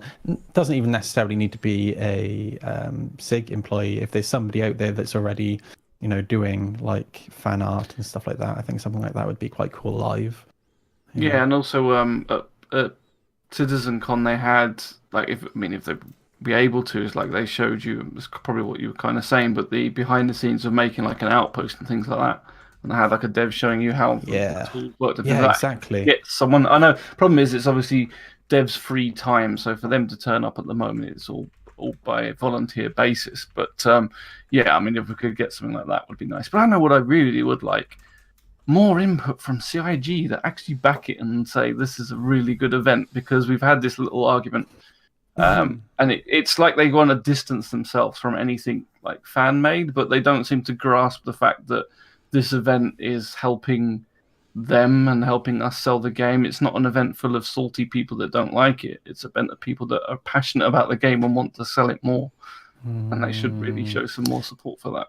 I kind of get why they're doing it though. I don't know if it's not good enough. I kind of get it, because a great example is Eve TV.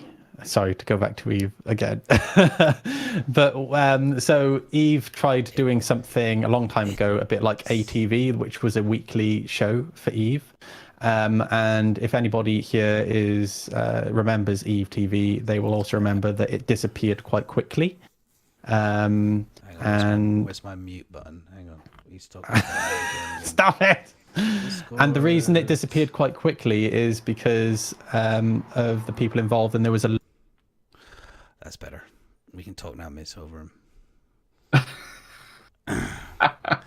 Woo! He was talking too much about another game. No, but I know what you mean. But the thing is, that was talking about a weekly show that was doing stuff for Eve. And this is talking about like when you have like BlizzCon and all that for a certain game. It's doing nothing but promoting that game. Yeah, that's all well and good. But let me remind you of something. All the people involved at planning, not Eve FanFest, oh my god, CitizenCon, are contracted by SIG. They all work for SIG. Guys, aren't they? Exactly, and that is the issue. Why is it?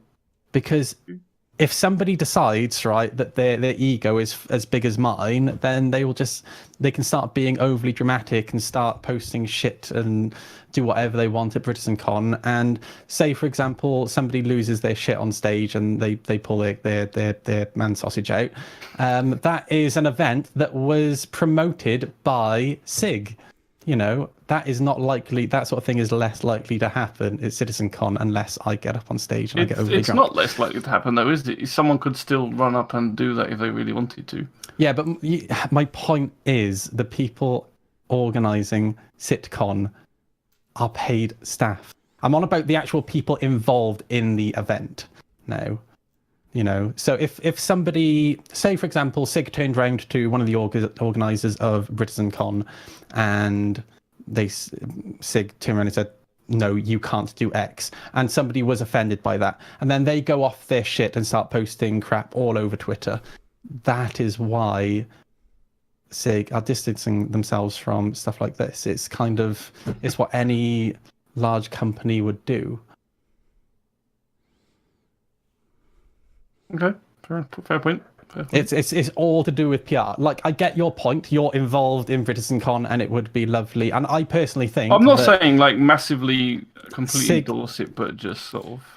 SIG have I know what already you're saying. have talked about Britizencon multiple times, and which I think is great. And they gave it a good shout out on ATV. But like, to go balls deep and start having SIG invest money into, because don't forget, time is money, into something that could essentially turn into a PR nightmare for them. Then I'm not on about CIG investing money in it though, because that's but different. even then it becomes no then, longer a fan thing. That becomes an official thing, because they can still distance themselves even if they endorse something. Like, companies can endorse fan events, and then if something goes wrong, it's like, well, it's a fan event still, just because we endorsed it.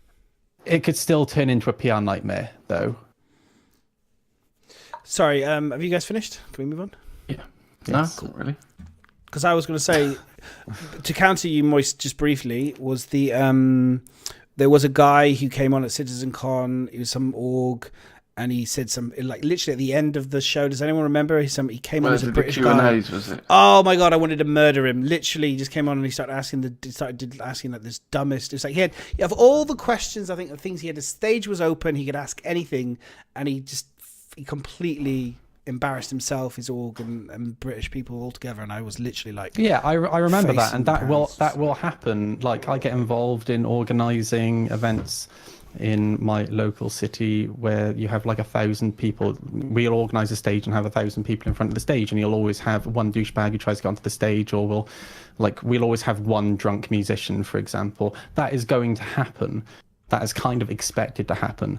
But say you have an organizer of the event go up and do something, and that's somebody that you've worked with, that turns into a frigging nightmare, because then after the event, you then have to have the awkward conversations, and you end up with people chatting shit on Twitter and on Spectrum and on Reddit about how you've had...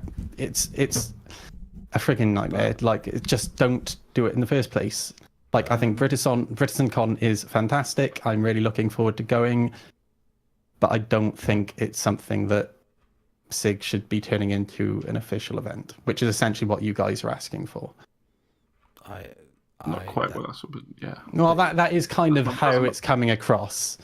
Okay. If you want SIG to get more involved, then you're essentially wanting it to be an official event.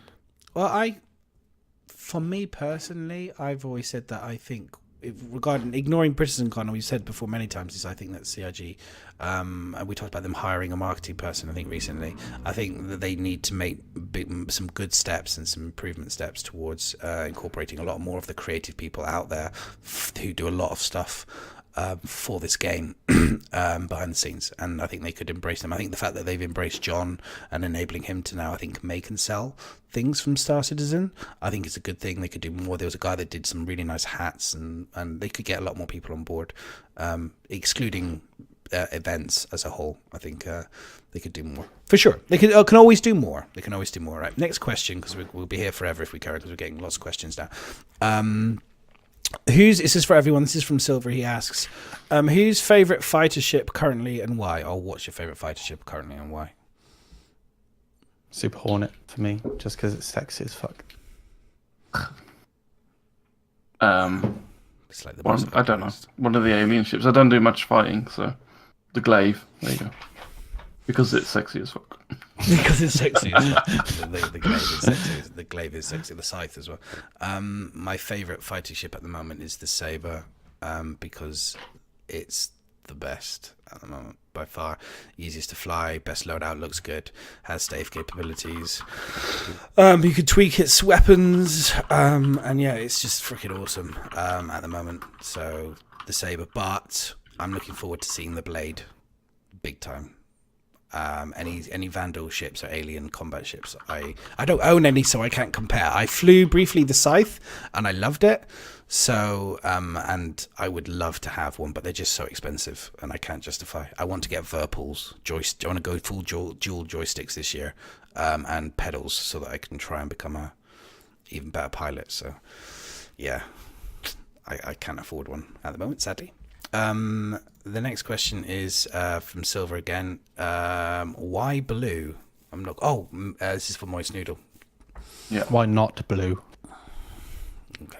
Good question. Count that good old fashion counteract. I'm a Why politician now. So, Silver's been spamming the questions. It says, "What's the most safe and rewarding job in StarCitizen besides cargo running?" Janitorialism. News reporter, Tour guide. podcast person in a van talking about StarCitizen in the game. But I mean, that's very subjective. Rewarding is what you enjoy, isn't it? So it's a bit of a difficult thing, really. Most safe though. What Go would with that. The most safe would be anything that requires staying in safe zones. So, like farming on a planet, or mining if you only mined in safe territories. I hope they make like being like doing drugs and stuff like in Breaking Bad, you know, where it's like chemicals, and if you do the wrong balancing and it's a really complicated chemical procedure, you could potentially blow up That would the be entire awesome. habitat. Profession, is it? Not a safe profession, but it would be super cool if you could get like you had to wear like the yellow suits and like you're all like, I'd love that. That would be brilliant. Breaking Bad. We can be bartenders. I don't know as to whether that's safe. Do you know That would what? be Probably not. I've just done it at CIG, like to make drugs, like the drug career more interesting as well. They could do it so that if you could make it a proper profession, and the better you are, because you understand basic chemistry, you could make it educational as well. You could, the clearer and the more perfect your drugs, the better they sell for, versus cheaper, not substandard. So you have to go get better resources, do better trading, and all that stuff to create a far better product to sell. That would be. Welcome to Drug Simulator 2020. You could take your drugs to different nebula to like enhance their potencies and stuff. Yeah. No, I'm Go I'm into like, a dome and just open it to the nebula and see what it does to the powder. please teach us through We're drug really production. having this chat. Oh yeah. That's what I'm talking about right now. Like, you know, educating through like that's like best math classes is teaching people how to do like cut quarters, ounces, tenths, all that stuff. That's the best math. I know why CIG doesn't endorse fan run events. I know some young men who live close to me who aren't the brightest souls. They all dropped out of school. But you know what? They know their shit when it comes to economy, and it's mostly through drugs. Believe it or not, it's insane. Next question is from Vixton the Unwise. He asks everybody, says, how will orgs make money?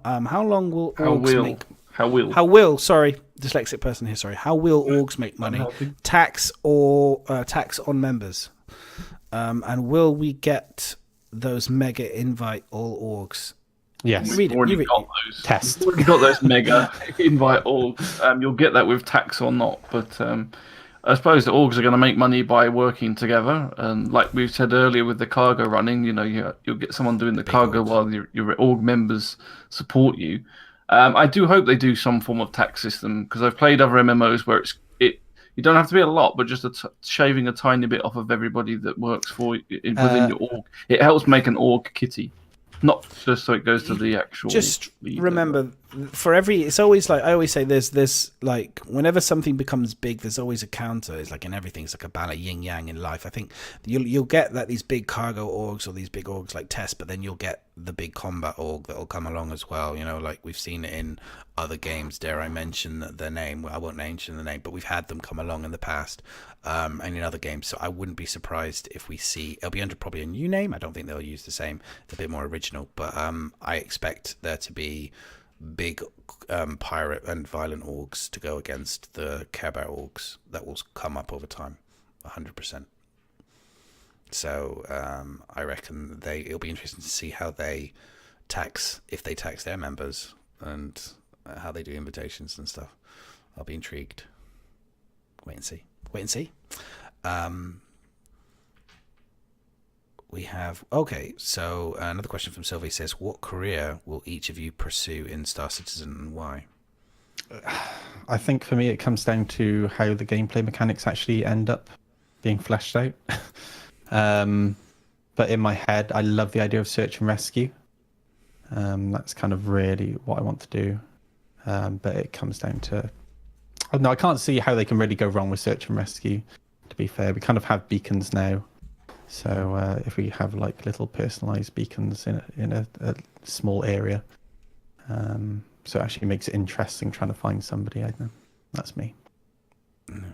I've said before, I intend to be a bit like the Unforgiven kind of Western kind of character, Clint Eastwood style, who's like, you know, a deadly assassin potentially for hire. He's done bad shit in the past, but he works on a farm and most of the time, and you know, that would be kind of me. He just basically, you know, works on a farm, does that stuff, but then can and will for money be hired to go and do jobs and stuff off planet for, you know, good money. Yeah. Miss Smuggling. Oh. Nice. As long as it works, all right. That's my plan. Smuggling. I love the idea of smuggling. I do. Those little hidden compartments. If you need any help, Ms, with some smuggling, I have some compartments that you get free to use. He's For the not right price. He's not interested in your budgie smugglers, that's for sure. Just stick your hand in here, you'll find something special. Jesus. Next question is from None of them awkward bonus. Kistos13. He asks everybody, he says, when do you think, guys, we will see the solar systems? Will this piece, if with this, sorry, I say will every time I see, this is my bad dyslexia. With this piece, if they release one per year, the game will be ready in 50 years. Oh, with its pace. Traveling, With do you its mean pace. traveling to other systems? When do you think it will be in other solar systems? Well, So, if They've said the 4.0. end of, 4.0, year. so next beginning of next year. Yeah, April. No, I think what it means is like, well, The I solar think what it meant. systems. Oh, does he mean I like think orbiting kind of mechanics saying and stuff when like is that? it all going to be done? Because we did talk about this once before in terms of it's taking this long to do one solar system, and they're planning on doing like 100 systems. Oh, okay. Why would it take 50. that long? Would be here forever, but it doesn't work that way because they're working a lot on technology and everything else, and that's why they're working on all this procedural stuff. So we did link it a couple of weeks back in there, like someone did like a procedural city, and it's literally they could build a city within about 10 minutes because of the way it's all working. So what we've got at the moment is we're stuck at building mechanics and things like that. Once those mechanics are all ironed out and actually working, you'll see things being implemented so much faster. Yeah, the actual building of the systems actually won't take that long, I don't think. Ms. is right. It's building the systems that allow them to build those systems that takes the time. I guess the way I look at it is like we've seen these big giant games with No Man's Sky and with Elite Dangerous and stuff, with these massive billions and zillions of like systems and like kind of like procedurally generated or whatever. And the truth for me is like it's kind of meaningless. I prefer the smaller. I prefer the smaller. Bear in mind, StarCitizen isn't going to be procedurally generated. It's procedurally assisted. So the difference is, you're right, with Elite Dangerous, it's massive because it's all procedurally generated. But essentially what they do with StarCitizen is that they're going to have an initial seed, a procedural like seed to begin with. And then you will have an artist go in and say, for example, they'll have a paintbrush of trees and they can paint a forest onto the map, and then they can paint lakes and seas and stuff like that. So they'll have that initial seed, and then they just quickly go in with their art. Well, I say quickly. I don't know how long it's going to take, but it won't be as long as trying to handcraft an entire friggin' planet. That's what I'm trying to say. So, yeah, that's the thing that I agree with you, Madness. It's the thing that I like about StarCitizen. I'm glad that it's not completely procedural.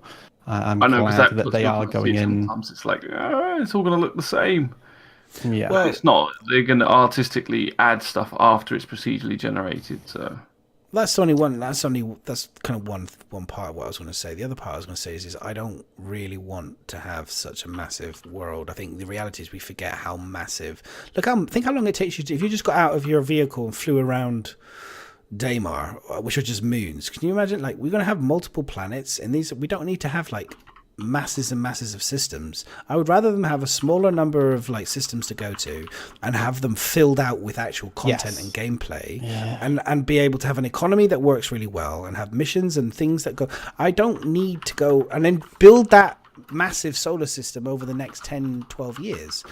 Once the game's got all those great systems in place, I feel like they don't, like when StarCitizen 2.0 comes out and they say, hey, guess what, guys? We've now given you the ability to go to the, I don't know my lore, but where the Vandul are, the red part of space, and we've now implemented all this extra thing. That's when, like, I don't mind. I feel like it's the sort of game that I want to play until I die, kind of thing, in the next 30 years, and it will grow like in the sense like Eve has grown over time. Do you know what I mean? It's like grown bigger, and there are other games, WoW and things. They just grow exponentially larger and larger and larger as more and more people get in. It gets bigger and bigger. That's what I want. Not straight away. Falcus in chat says explorers will want more systems, though. But it's not all about the systems. It's about what's in those systems as well. You could find that you as an explorer might spend an entire year in a single system exploring. So exactly. And like you just said it, that they did talk about, and like you mentioned it almost, is that they do plan to make it so things move around, like resources do move over time. So you have to, you might spend ages mapping a system, go away to another system, map that, then come back and go, fuck, I have to completely remap the system because things have moved and changed. Yeah, this lake has suddenly appeared because of flooding or whatever. Yeah, they've talked about it. We'll wait and see. But I do think that, like I said, if you get out, if you see, like, just fly over Daymar, just like get out of your ship and drive over Daymar. I mean, we're talking about doing a Daymar rally, for fuck's sake, which is just like a 300k race or something. And it's mind blowing, the scale of the game. And if they fill that with stuff to do, I don't think you need to have a huge, masses and masses of solar systems. I personally think that's my view on it. I know people want to fly, and that's fine, but they can do that. I'm happy if it takes 50 years to get loads of stuff. That's okay with me. I don't want to be one of those people that tells people to play another game, but it's that was never what StarCitizen was intended to be, and like they can only do so much with the game before we already have had enough feature creep. I'd rather not have any more feature creep. But there are games out there for that kind of thing. So yeah, exactly. The overall answer to the question is it won't take 50 years. No, the tools are being made at the moment. That's what's happening. Yeah, and I personally don't mind if it takes 50 years to get 50 massive, huge, amazing solar systems that are galaxies or whatever, full of stuff, in depth of stuff. I don't mind. I really don't. One a year would be awesome to get. Like, could you imagine how big the game would be then? It'd be enormous. With fully lush, massive planets and diversity, it'd be incredible, absolutely incredible. The question from the prisoner, he asks everybody. He says, "Will there be looting bodies in game?" Well, there kind of already is, isn't there? We can pick up people's guns when they die. Well, if you're dropping your gun and stuff, then I would say yes. Imagine you kill somebody, and pretty much like the stores we have at the moment, where you select the piece of armor and you take it. That's how I imagine the looting. Yeah. Will be, because everything will be literally hanging off the person. If they have a grenade, it'll be hanging off them. So. Oh shit! I left the pin on. Do you know? It's kind of a shame they don't have the scum system of kind of being fat and skinny, because it would be kind of funny if you killed somebody who had a really nice piece of armor, but it was for their fat body. Didn't fit. Or you were skinny and it didn't fit you. You'd be like trying to jam the hat on, or like your head or your character was too big. It looks so cool. I want it on my. It just looked like that would be cool. But no, they won't have that in because all the bodies have to be standardized. So. But yeah, I do think there'd be looting. I would be very surprised if there wasn't. But they have female characters. So you say, for example, the female character's got a really cool piece of armor, and you'd be like, "Damn, I can't wear it because I'm a bloke." That's a really good point, actually, and I think that might be the case. Shit, that's a really cool. I wonder if. No, I was thinking like, people talk about like biometric weapons and stuff. Like if you can wonder if there'll be. This is total theory crafting, but if you'll be able to have guns which are locked specifically to your character. No, move on. Madness, shut up. Let's just move on. Guys, by the way, I see some people asking questions in chat. If you do have a question, exclamation mark question in chat. Chuck it in there. Please. We'll go through it. We were going to go through ATV. We'll have to save that for another day. I think it was going to. Should we go over last week's or this week's ATV next week? We'll go over it next week. There was just the 600i It won't. There's nothing to go over anyway. The 600, I loved the bed. I was just going to say the bed at the bottom was amazing. That was what I love was that. gonna say. Like, I'm not an Origin person, but I do love like the that. 600i. Yeah, and the Avenger is like, yeah, it's okay. We've seen the Avenger loads of times. It's bigger. I love the inside of the Warlock when they're all spinning and stuff, and all that new animations he's done. I think that was beautiful, beautiful, beautiful. But yeah, okay, cool, fine. That's the ATV covered. Then we can get back to questions. I'm glad I spent my day doing that. No. We'll roll out. We're just looking at time because we were late to start, so we can run on for another 10 minutes. So another question is from Silver again. Do you think kamikaze strats will be overpowered? Kamikaze strategy will be overpowered. Yeah. I think the option will be there, but again, it'll probably be something I think big orgs will do. But you have to bear in mind, will it? I think less so because of the cost. Like, even with LTI or whatever, it's still the cost and the time it takes to get your ship back. Yeah. If it kills your character doing the kamikaze and you lose, like, that permadeath risk is not. I think that's what's going to have to be something. It's going to be too much of a risk of permadeath's going to have to hurt you quite badly, I think. Yeah. To stop things like that. If I'm going to do any sort of kamikaze type of move, I'm going to be doing it in a glaive with two blades sitting out the front of my sitting out the front, because that's not that will enable me not to die and kill them. Yeah, because I think I don't want to lose my ship. You do realise that's not kamikaze, then? I know. I was just being clever. Speaking of which, I was trying to be clever. I was trying to be clever and say, get a glaive if you want to do kamikaze stuff, because you won't actually kamikaze. But in terms of Death of a Spaceman, I've never actually read through that because I'm lazy. It involves reading.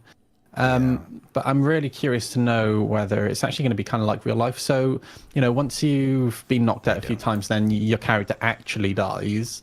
Will it take, like in real life, it takes like 6 months or whatever to get your inheritance through. So is it going to be something like that? So you might actually get locked out of essentially your money for a certain amount of time. Your character, from what I understand, is your character will take damage and you'll be able to heal him to a certain point, and then eventually your character will permanently die, and then you will then, I don't know if it's like an offspring or something, who will then, a new character will potentially inherit, using the DNA thingy that they have for creating characters, will then inherit potentially your parts. I think that would be quite a good idea, actually, to make you have to wait if you actually have permadeath, and wait to inherit it until like, maybe investigation things out. I think that would help a little bit of just throwing your life away. I do think I quite like that idea.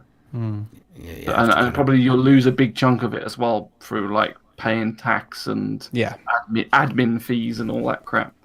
I quite like that idea. That would a good way to stop it. Definitely make it very, very punishing to die. You don't want to die. You really don't want to die. And then it would also help it also help medical profession as well, because that could become seriously valuable.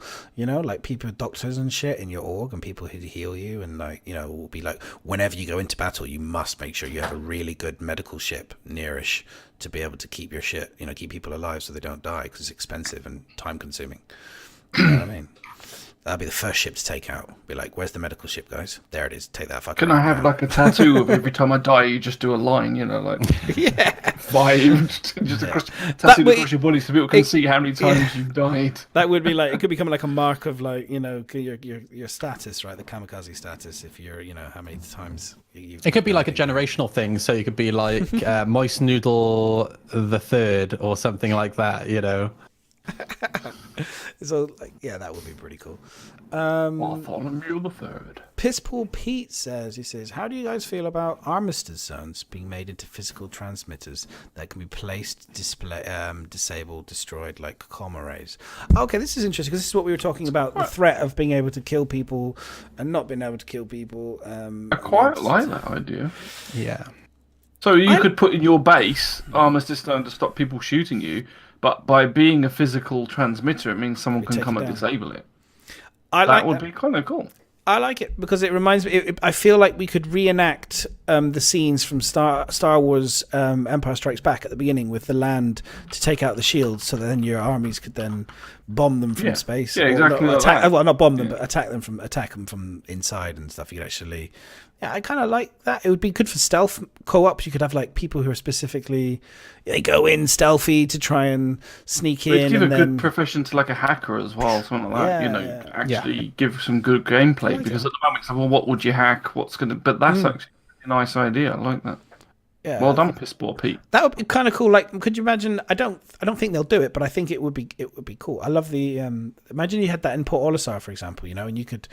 Could you have? It'd be like Point Break or something. You can have like a proper bank robbery going on. Imagine they have banks and do you think they'll have banks? What, run in and put it down so that you can't get shot at, sort of thing. Yeah, you could scope out like a truck stop, for example. This is me going full Point Break kind of thinking. You could scope out a truck stop, and it's got obviously one of these transmitters and stuff. But they also the game has banks, so you could potentially rob banks and take the UEC and stuff. And you could like take it down so that then you could then assault. I'm just thinking for ground like FPS, and then you could assault, take out the police, blah blah blah, and then rob the bank, and then take the money, and then get away with the money from the truck stop. And I love the idea of all that stuff. Sorry, just getting. What about like sort of org armistice? So only your org or your group could fire it within there. So you could have it like a security thing. If it was your base, you could allow your org to shoot within it, but no one else. So you took that. So what you're saying is, if like, that would be dope. Like if you took down like Port Olisar's defense one and then put up your own mini portable one. Yeah. That then meant that the security. Get in when you. Yeah. Fucking hell. Yeah. But you can shoot. You can shoot everybody. That would be griefers would love you forever. No one would ever get out of certain areas because they'd be all over the place. I think you have to all great ideas. You have to figure out and think to yourself, how could people abuse this system? And I think it's very open to be heavily abused, if I'm being honest. But I do like it. I do like the idea. I think if you were going to do it, armistice zones should only be done in UE space, and I think it should be heavily taxed. So as long as you have an armistice zone up, you pay quite a heavy tax, aka you're paying the police essentially. Hell, you could have like illegal armistice zones where you have like, gang members just protect you. I don't know.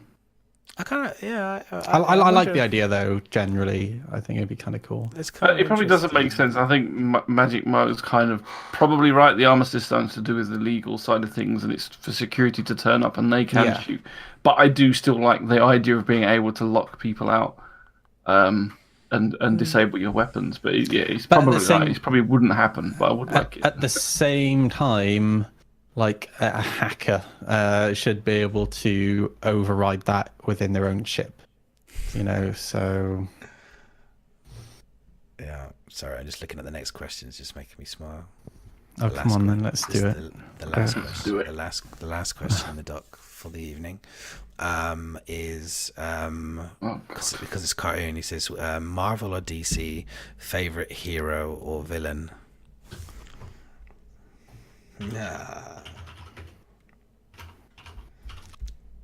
I'll let you guys go first. Sorry, what was the question? I wasn't listening. Marvel or DC favorite I don't care. hero or villain? I honestly don't care. I'm not into comic book movies. There's only a handful of comic book movies that I actually like. But so which one of those ones that you know of is your favorite? I really like Doctor Strange. Okay, cool. That's Marvel. So yeah, cool. Miz? I don't know. I'm not massively into it either. I mean, I've watched quite a lot of both sides, to be honest. I suppose DC stuff has been less cartoonish. Should be more serious. I don't know. I've been watching like Gotham and things like that, but then I don't fucking know. Whatever. DC. So you don't. So DC. You got DC, and your favorite hero or villain? These are big questions here. We could talk about not Eve. Really. It's really not. It's not. Can we talk about Eve? Question. Such a big question. My favourite villain would probably be the Riddler. Ooh, the Riddler. Nice. You've gone Batman. Nice one. I'm with you in terms of like I would have been Marvel as a child, but now as an adult, it's more DC. And my bit more favorite, gritty. I think. yeah, my favorite villain is the Joker. I think the Joker is a fantastic character. But I do love Marvel's Deadpool, as people know. I'm a big Deadpool fan. And I did love Deadpool is Spider-Man, awesome. and I did love Spider-Man as a child. It's one of the Spider-Man was few my movies I meta. do enjoy. Spider-Man was as a kid and as a teenager was my favorite. And Which one's Daredevil? Is that Marvel? Daredevil's Marvel. Yeah, I quite like that one. The TV series has been good. The film was shit. I'm not saying the film was good. No, the film. The was TV terrible. series is good. Yeah. The TV series. We have one more question. Totally not super late to the show, Meyer. Please extend the show by 3 hours. I just got in. Oh, You said 2 hours in chat. God. What's up, Meyer? How you doing, man? Good to have you back. How was your? He went to the games event, didn't he, in London, which I just couldn't get to go to, unfortunately, because I had other things to do. But Deadpool is hardly a villain. No, he's not a villain. Deadpool's a kind of a torture. He's more of a kid alt is the best way I'd describe Deadpool. He's hilarious. I'm actually looking forward to the next Deadpool. Oh my god, Deadpool 2. Yes, I'm so excited. And this year's amazing. This year I am going to be spoiled because I've had Player Ready #1. I've got the new Infinity from Marvel. We've got Deadpool 2. We've got, oh god, there's so many other movies as well, I think, coming out this year. Very excited about. Very exciting year. And away from comics, there is The Expanse and Lost in Space. God, yeah. Oh, The Expanse. Have you guys seen Lost in Space? Oh Yeah. my god, I can't believe we haven't Really? spoken about this. Yes! Have you seen all of Lost in Space? No, I've seen the I first haven't. three. First I don't three. want to hear I've anything. watched the entire thing. First three. It's good. Oh, Expanse my has God. just started. That's going to be amazing as well. I have to wait for a few episodes before I get back. Before I watch it, I can never. Is it? I have don't to know watch how a you couple guys feel about Lost in Space already, but I actually enjoying prefer it. Lost in Space to The Expanse. No, And I love The Expanse. No, it's good, but it's not that. It's not that good. I love Lost in Space. I got opening night tickets to Infinity War. What? Nice, Silver. Nice. Yeah, that's excited. I can't wait for that. Can you imagine, like 15 years? Sorry, this is going back to Marvel, but there's like 15 years, I think it is, or something like that, in the planning. It's an unbelievable achievement from Marvel. Unbelievable achievement.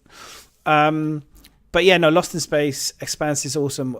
Was it you that was telling me? Oh no, Rick was telling me how many superheroes are actually going to be in that film. Something like 50 odd, or 67. I think he said 67 It's amazing. hero appearances. I said so. Basically, they're all going to get a minute or 2 minute appearance slots. Well, they split it into 2 movies, I think, to try and. But yeah, it is. Yeah, it's going to be fun. It's going to be a lot of fun. Right, let's draw the winner to the raffle. Oh, that's why Myers turned up. By the way, if the winner is one of the people currently slagging off Lost in Space, they're not getting the psych. So to make Hold it it just a little bit there. to make it fair, I'm going to add a text that you have to say in chat. Tittle. Tittle T. Tittle D. Say that in chat. Cartoons rock, No. because it's my thing. So I know you guys could say hate because you guys don't, but I think cartoons rock. So you have to say cartoons rock for the winner. So I'm going to draw the winner now, and just so that nobody thinks there's any hanky panky funny business going on, There is hanky panky funny business going on. I will bring it up onto the stream. So people No, can it's because see. I'm going to win it. In fact, I haven't entered yet. Can I enter? You can enter if you want to. We're going to close Cyclone to get in to try and win yourself a Cyclone, everybody. If you haven't got in, I'm going to count down in 10 seconds and then we'll close it down. So 10, 9, 8, 7, Plus 30 second delay. 5, 4, 3, 2, 1. Closing. Look at all those people 81 trying views. to That's sneak in. practically everybody that's here that's entered almost. Bam, bam, Pretty- bam. Okay, so remember it was Cartoon Rocks. If you want it to win it, good luck, everyone. Anton Carmelo. Oh no. Are you there? He's gone. Hilarious. Is he gone? Yeah. He's totally gone. That's awesome. Can you believe Britizencon it? organizer, so rigged. He could have given that away Wow. at Britizencon as well. He's so rigged. Well, if he does, that's a Britizencon rigging right then. For anyone that That's hasn't been all right. to Britizencon, don't worry. The next winner will be We'll draw a new one. the Daymar Rally organizer. Hang on, let me just rig the buttons. I just want to make sure, Chris, because he might pop in. He was here for pretty much most of the show. He but was. I think Here, he got let's just- late I want to for give him to the be honest. opportunity. I want to be the opportunity for him to at least be like, "Oh my god, I won!" and be all excited, and then say re-roll. All right, we're going to re-roll it in like 10 seconds. Congrats, Daymar Rally. Congrats, Daymar Rally. Well done. Okay, so same thing again. Maya's looking ready. Right, re-roll. Holland San. You got to say Cartoon Rocks. Anyone else says it, they get banned. So don't say it. Don't be a douche. Holly San. Let's see what happens. This is where like everybody's like fucking doesn't say anything. Nothing. Does it tell you whether they're online or not? I don't know. How do you tell? I don't think on Deepbot it tells you if they're online. Oh, Just tells you if they're following. But And subs and stuff. All right, we're going to give them 20 seconds. 19, All you had to do 18, just put 17, Cartoon continue Rocks. watching.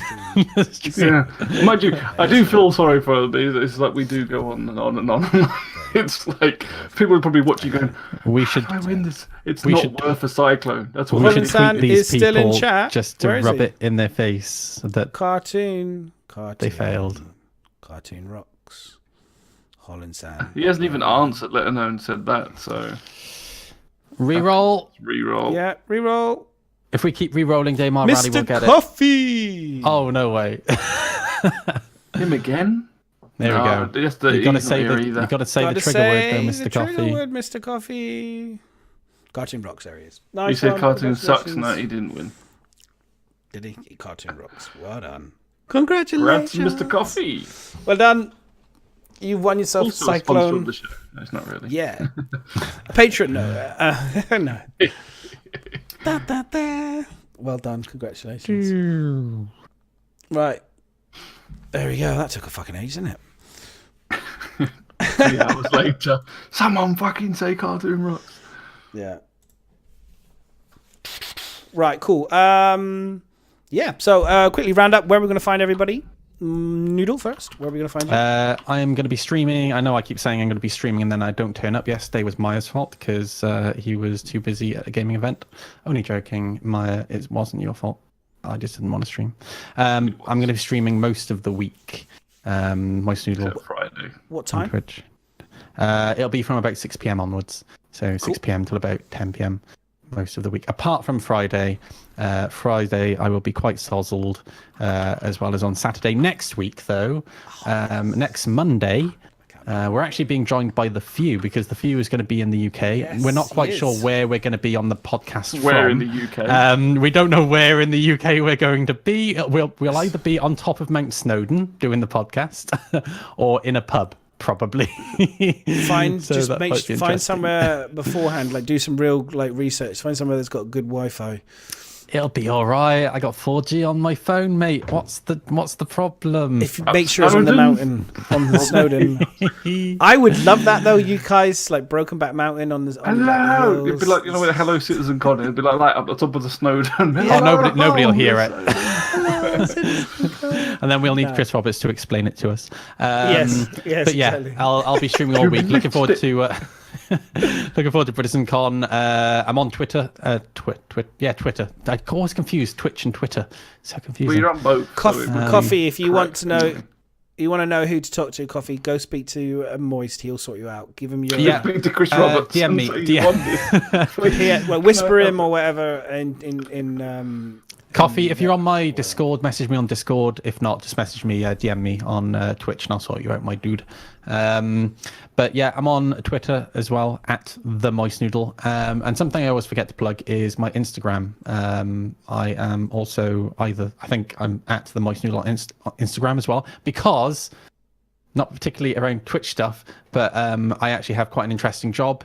I work in e-waste recycling, and actually, this is a great moment because we get such things as original Game Boys. So yeah, if you follow my Instagram, then you'll see all the really cool stuff that we get in at work. Okay, that's me done. Thanks. Bye. I love that Game Boy kit. Buy a kitchen. That's so cool. Yeah, I also sell kitchens. He's selling kitchens again. Miz? We all see you? I'm miserable_G on Twitch, Twitter, and just about everywhere else. Madness and myself are the owners, is that the right word, of the Asylum. So That's make right, sure you give us founders, stars, whatever. Yeah. On Asylum, so yeah, go and give our YouTube channel a follow as well. So if you did miss the beginning, like Maya, you can go back and watch it all on YouTube. And that should be up tomorrow. Otherwise, I stream all sorts of random shit. So on Wednesdays, I will be streaming, probably this Wednesday, hopefully, Paint, Prattle and Roll, which is where I paint figures, either StarCitizen, Dungeons and Dragons, whatever. We talk about StarCitizen and D&D, and yep, that's that. And on Friday, I stream Dungeons and Dragons with Madness and 6 other people. Is it 6? Something like that. It's a big freaking group. Unfortunately, that won't be on this Friday because I will be at the Bar Citizen. So that will have to continue next Friday. But again, you can find past shows on our YouTube channel. Yeah, unless I do a one-shot DM, Miz, I could always You try. could. You could try. Go for it. You want to give you some, some material? just give me everything, so I can do it. Pretend. Just don't go to Britizencon. Just stay behind. It's fine. You don't need to go. Tempting. Maybe I'll just do D&D from Britizencon. Yes, do it from the pub. That would be awesome. From the pub. Yeah. Getting drunk at DM. That would be brilliant. Oh, I'm so jealous. That also nasty. I do get abused. Pretty much, I just get my community likes to troll me, so I'm just constantly getting trolled all the time. So when I do Paint, Prattle and Roll, it's about D&D, it's about StarCitizen, or it's about whatever crap they come on and start talking about. Yeah, it's good stuff. I enjoy it. It keeps me up though. You always do it at ridiculous o'clock though. That's my problem. I do. Yeah. Ash Angel asks, "Did I miss any salt?" Amazingly, I've been sat here all night with this tube of salt and ready to go, and there was next to no salt. Damn it!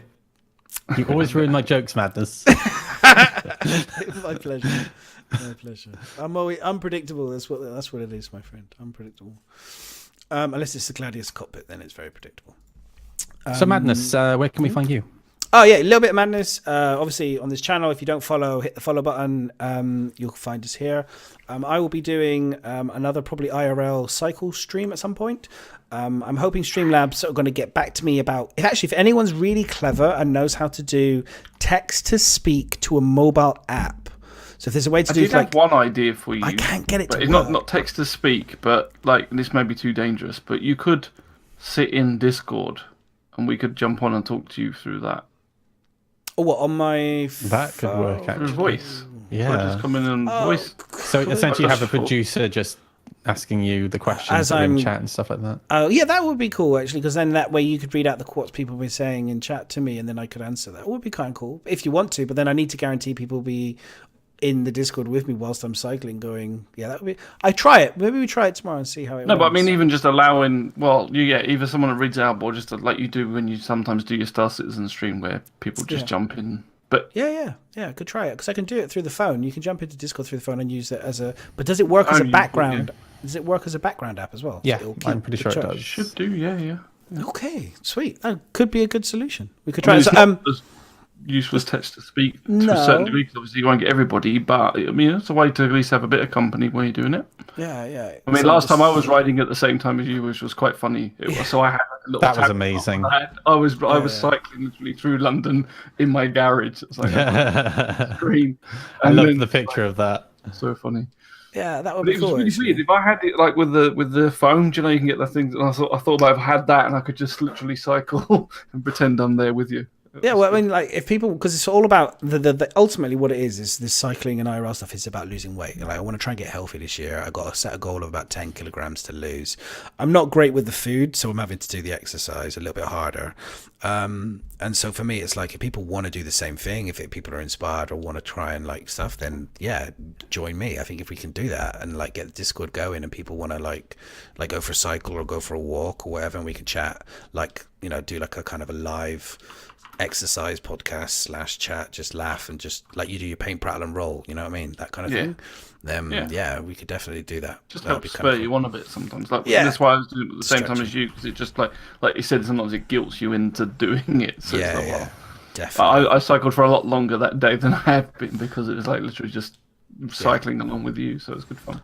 It's just, I find it distracting. Like, it's the distraction aspect for me. It's like, because I like I said, I can cycle for longer. I did a much bigger cycle that day. Also, I had the Tell me battery. about it. You didn't fucking stop. I had to stop in the end of the day. 36. That was like, yeah, it was 36k in the end, which is probably, I don't know what that is in miles, like 20 something odd miles, 26 miles, I guess. Hang on, what is 36k? Anyway, but yes, you can find me on Little Bit Madness. You can find me doing that. I'll be doing that. I'll also be doing obviously some StarCitizen as well. It's all about, at the moment, I've got quite a lot on with my work and with my living room. So, and I've got literally, I think, 4 weeks now until the baby's here. Yeah, 4 weeks till potentially the baby's here. So it's very, very scary. Second baby's very close now. I know. It's very scary. So I'm scared for you. what it will mean is, like I said, you probably, once the kid's here, it'll be a bit of a kind of like, what's happened to Madness? I'll be in people's streams, I'll be chatting and stuff as always, but my streaming will take a big nosedive, I'm afraid, guys, for a chunk of time whilst the baby gets used to being around. So yeah, expect me to disappear in about. But 4 it's weeks. okay because I'm taking over Madness's channel, so expect to see a little bit of moistness as streaming. Yes. Most will be taking over for me. I'll make sure he'll do a great job. Cool stuff. Right then. And the last thing I was going to say is, if you do like what we do, please subscribe, please donate or do Patreon or whatever. Just like whatever you can afford. If it's a small, a couple quid or whatever, it goes a long way towards helping support us being able to run and fund the show. If you are a patron, you get a guarantee. If you go on a Patreon link, you get a guaranteed. You can ask us questions. You can even specifically ask us as well in the Discord. You get a Discord channel. You can talk to us about if you want to bring up a specific topic or something for the show. We will bring it up and we will discuss it. So we really do value patrons, and it doesn't matter how much we value that support and your support. Obviously, the first thing is just follow, but if you want to give a bit more, it goes a long way. Thank you very much. Right, who should be host? Oh, let's have a quick peekaboo. Or should we say who should be raid rather than host? It used to be hosting, but now it's raiding. Raiding. That guy. Which guy? Oh, Doctor. Got Doctor Drone. Oh, Moonshiners is on. We did say we would do them last week, didn't we? Should we do? Do you want to do? Oh, Lieutenant Dan. We have to do Lieutenant before. Dan, yes, yeah. Let's give Dan a raid. I've never done Dan before, actually. I don't think. And you're doing some Daymar Rally stuff. There we go. Now we know it. Hey. It's all the Daymar Rally stuff. Oh man. Right, hang on, let me get his name right. Sorry, so I get the name right. Cool. Right, / raid. God, he's such a daddy mind, isn't he? Get your raid bombs. So thanks everybody, guys. We should be back next Monday as long as we don't all die at Britizencon. Otherwise, Madness is doing a solo show. As always, we appreciate your support and even just watching and just being Have here. fun at being a number and joining in Britizencon. and asking us the questions. We really appreciate it. So if you haven't got your Britizencon ticket, go buy it. And if See Miz you gets there. his t-shirts, go and grab one off him. He will have some 17.